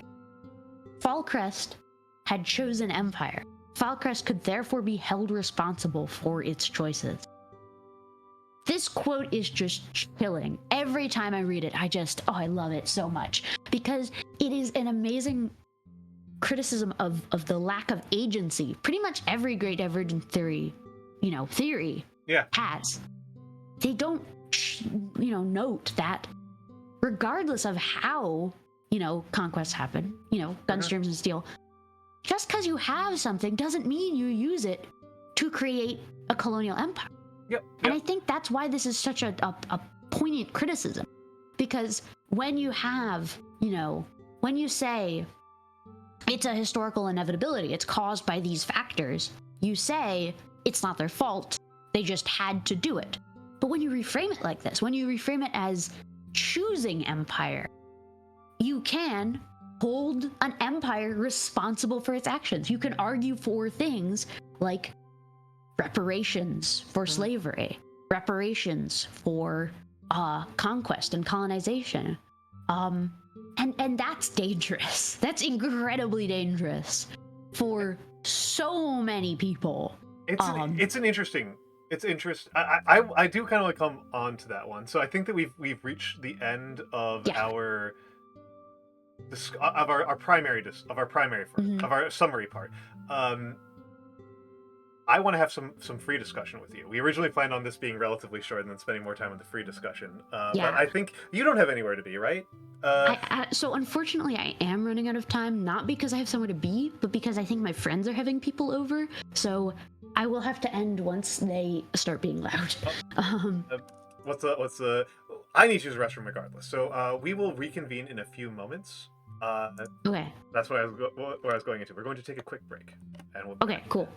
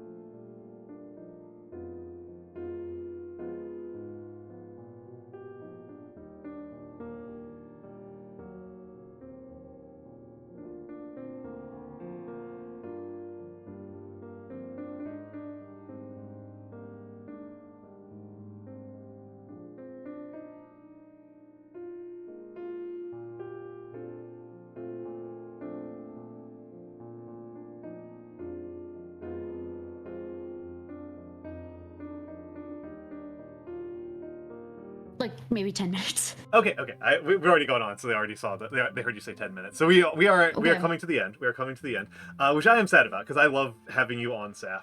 I was actually kind of wanted to talk a little bit about some of the ways that the history that we actually have doesn't really resemble the book. Because we've mentioned a couple. Point. We've mentioned a couple of them that like some of these technologies don't make a lot of sense. That's like whatever.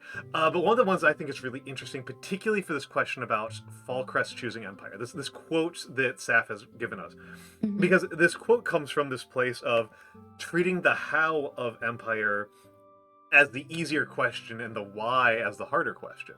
And I think most historians would fall on the opposite line, that the why of the British Empire is easier than the how.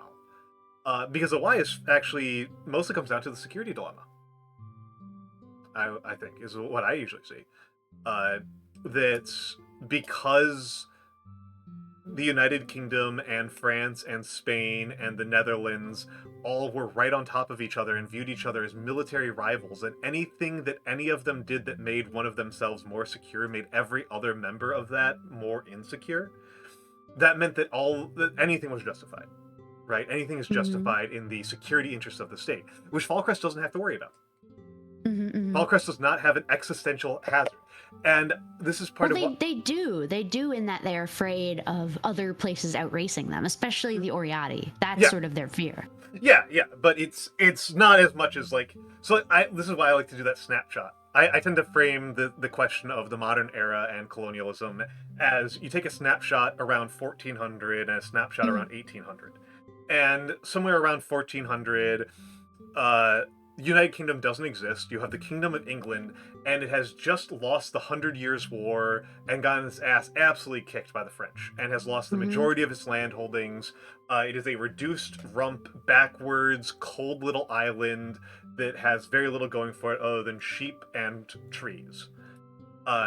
And the trees don't last very long. The trees are gone by 1800. Yeah. In 1836, the trees are gone, but this little backwards island that got its ass kicked by its neighbor that was split into two for most of that period and having multiple civil wars while fighting England, that England has just decisively and ridiculously defeated the Qing Empire.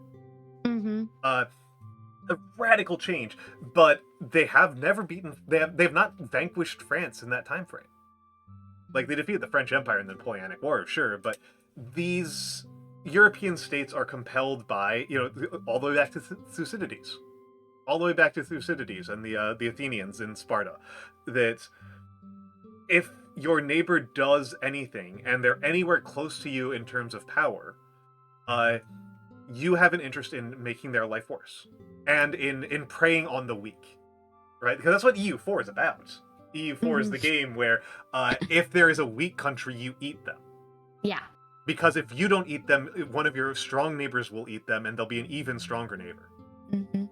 I would argue that this doesn't totally work for one reason. And that is that it anthropomorphizes states in a way that's not accurate at the beginning of this time frame. Well, I think that's fair. Yeah, if you look at, like, for example, the conquistadors, if you look at Cortez and Pizarro, they're not really acting necessarily as arms of the state in the way a modern army does. I mean, Cortez was committing mutiny. He was disobeying direct orders. Exactly.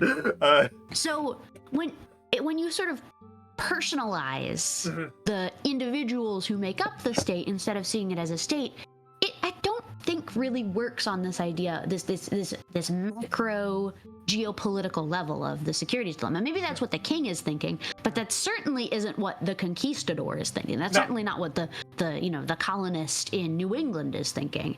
I mean, that's fair, and I do think that also, like, that's also a thing we can say about Falkreath.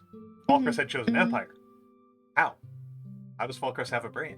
Like, Falkreath is an idea. In the case of Falkreath, spoiler alert, there actually kind of is a brain that's choosing these things. Which, like, Yeah. No, it's a certain degree of metaphorical. logic. Yeah. But I do think that is a difference between what happens in the book, that like in terms of the sheer number of states involved, Yeah. it's very small. And I mean, that's basically the argument that like what Tilly makes in you know, his books. The state system. Yeah. It's a common enough argument. I tend to find that, particularly for early modern Europe, I tend to find it relatively compelling because those states are pretty fucking sociopathic, and the states that are less sociopathic just die. They do relatively consistently try to make it so that that's not an issue. You know, with like the various balance of power situations they attempt to manufacture up until really the 20th century.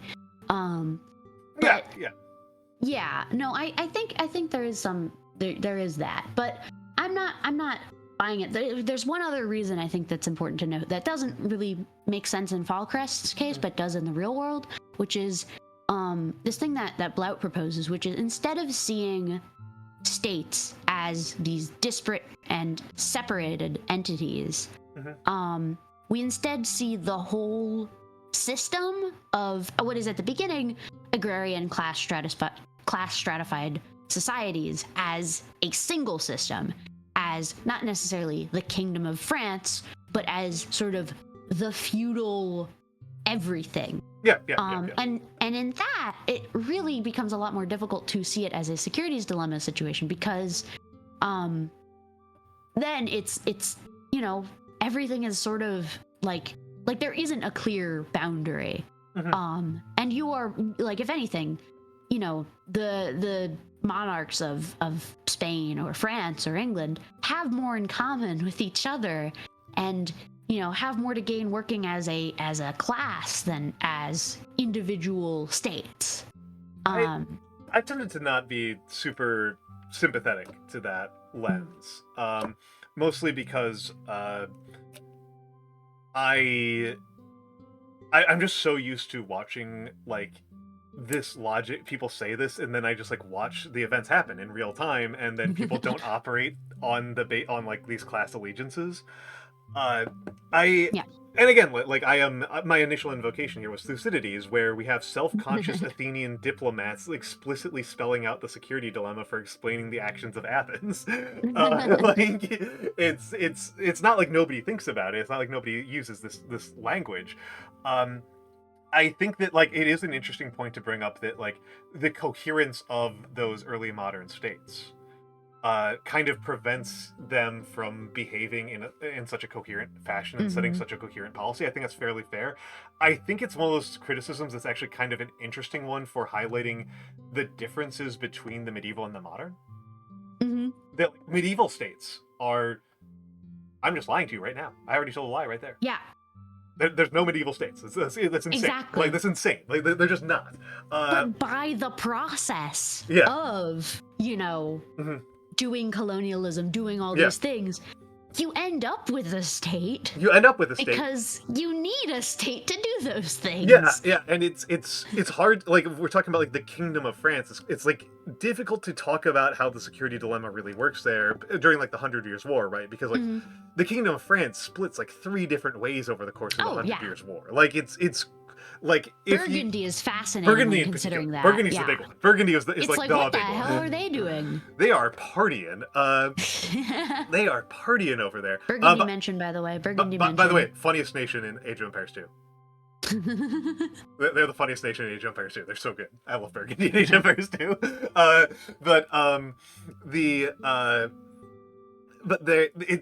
It's such a... no, the nationalism postseeds the states by quite a bit. States are 200 years old by the time nationalism starts working. Yeah, pretty much. No, you need bureaucracies and stuff like that. Yeah. And I mean, the nation state is just, you know, the early modern kingdom cut off the king, and then you get just, you know, a state, and then you add a nation to that instead of a king. Yeah. No, the nations postseed the states. As we all like to say, nations were invented in 1820 by poets. Nations were invented by states to sell more states. Yes, exactly. Honestly, actually, alarmingly accurate as a way of describing how the Austro-Hungarian Empire fell apart. Other states invented more nations inside the Austro-Hungarian Empire to sell more states to the Austro-Hungarians until there was no Austro-Hungarian Empire. Alarming description of how that country fell apart. Yeah. But it's it's I forgot where I was going because that was such a funny bit. I like that bit so much. The where we're going with this is that I'm forgetting again. Oh my god, we've derailed ourselves so badly. Yeah,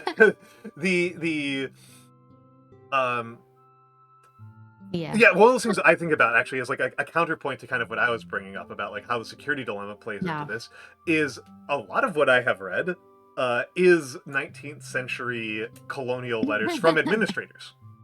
And that's so, fair, yeah. So some of you may be familiar with the works of John Stuart Mill, the famous utilitarian. You are almost certainly less familiar with his father's work, also John Mill. And I've read his works where he talks about what the fuck is Britain doing in India. Because one of those things that is often elided is that, according to the way the British did economics in the 19th century, India was a loser. The cost of keeping soldiers and administrators in India outstripped all the tax revenue from it. It was a money loser for them. From a security standpoint, they only needed as much of it as to operate ports that interfered with French operations in the Indian Ocean. They didn't need any Taking more. it to the French. Yeah, that was all that they needed was the ports on the coast. But instead, they had maintained an entire inland empire all the way up to the fucking Himalayas and Hindu Kush, which is an absurdly large empire. Yeah. For a tiny island, especially. For a tiny island, it was incredibly expensive. It was incredibly bloody. It was a millstone in a lot of ways around British national interest, according to the way that they thought about it at the time. And so John Mill is, because he's a good lord, that's a weird guy. He is writing this entire narrative about how it is a moral duty to maintain the empire in India. That is a morally good behavior for the British to continue to rule over India. Which is choosing empire. It is choosing empire. It is choosing empire. Yeah, it does kind of go against what I was saying there. That yeah, the East India Company is they conquered India really shockingly fast. It's why I kind of think the how is okay. more I've got to go in a minute. Okay. So yeah. Saf, plug yourself. Oh, I actually wanted to say one more thing. Yeah. That also does not work with Falcrest because they don't have the enemies. But yeah, thank you guys. Thank you for coming to this. This has been very fun. Also, I have somebody you can raid. Can you raid Bossy Moon? She's a friend of mine. She just debuted recently. She's very, very sweet. Give me the URL. I don't know her, so give me the tag, so I don't spell it wrong. Because it's always very embarrassing when you raid the wrong person. She is live. Hold on, Of course she's live. Duh. Bossy Moon. Okay. Oh no! OBS opened it up in an internal browser. It doesn't let me access the URL. Fuck off. No. Okay. And hello, Hydrojack. Hello. Thank you all for being here. Thank you, Saf, for being here. Yeah, this is fun. Oh my goodness. I'm gonna have to just type it out manually. Baru Cormorant was about a topic that I love a lot. And I'm really glad I got to talk about this. I honestly want to do more of this. I'm mad that you have to leave. 3 hours was not enough. 3 hours was not enough. I'll invite you back for the Jared Diamond stream. Have me on for the Jared Diamond stream. Absolutely. No, I'm 100% all in. You have to stop me from doing a Jared Diamond stream on my own and inviting you here and just like one-upping you. It's just ruining your life. All right. Well, thank you for having me, and yeah. All right. Goodbye, all.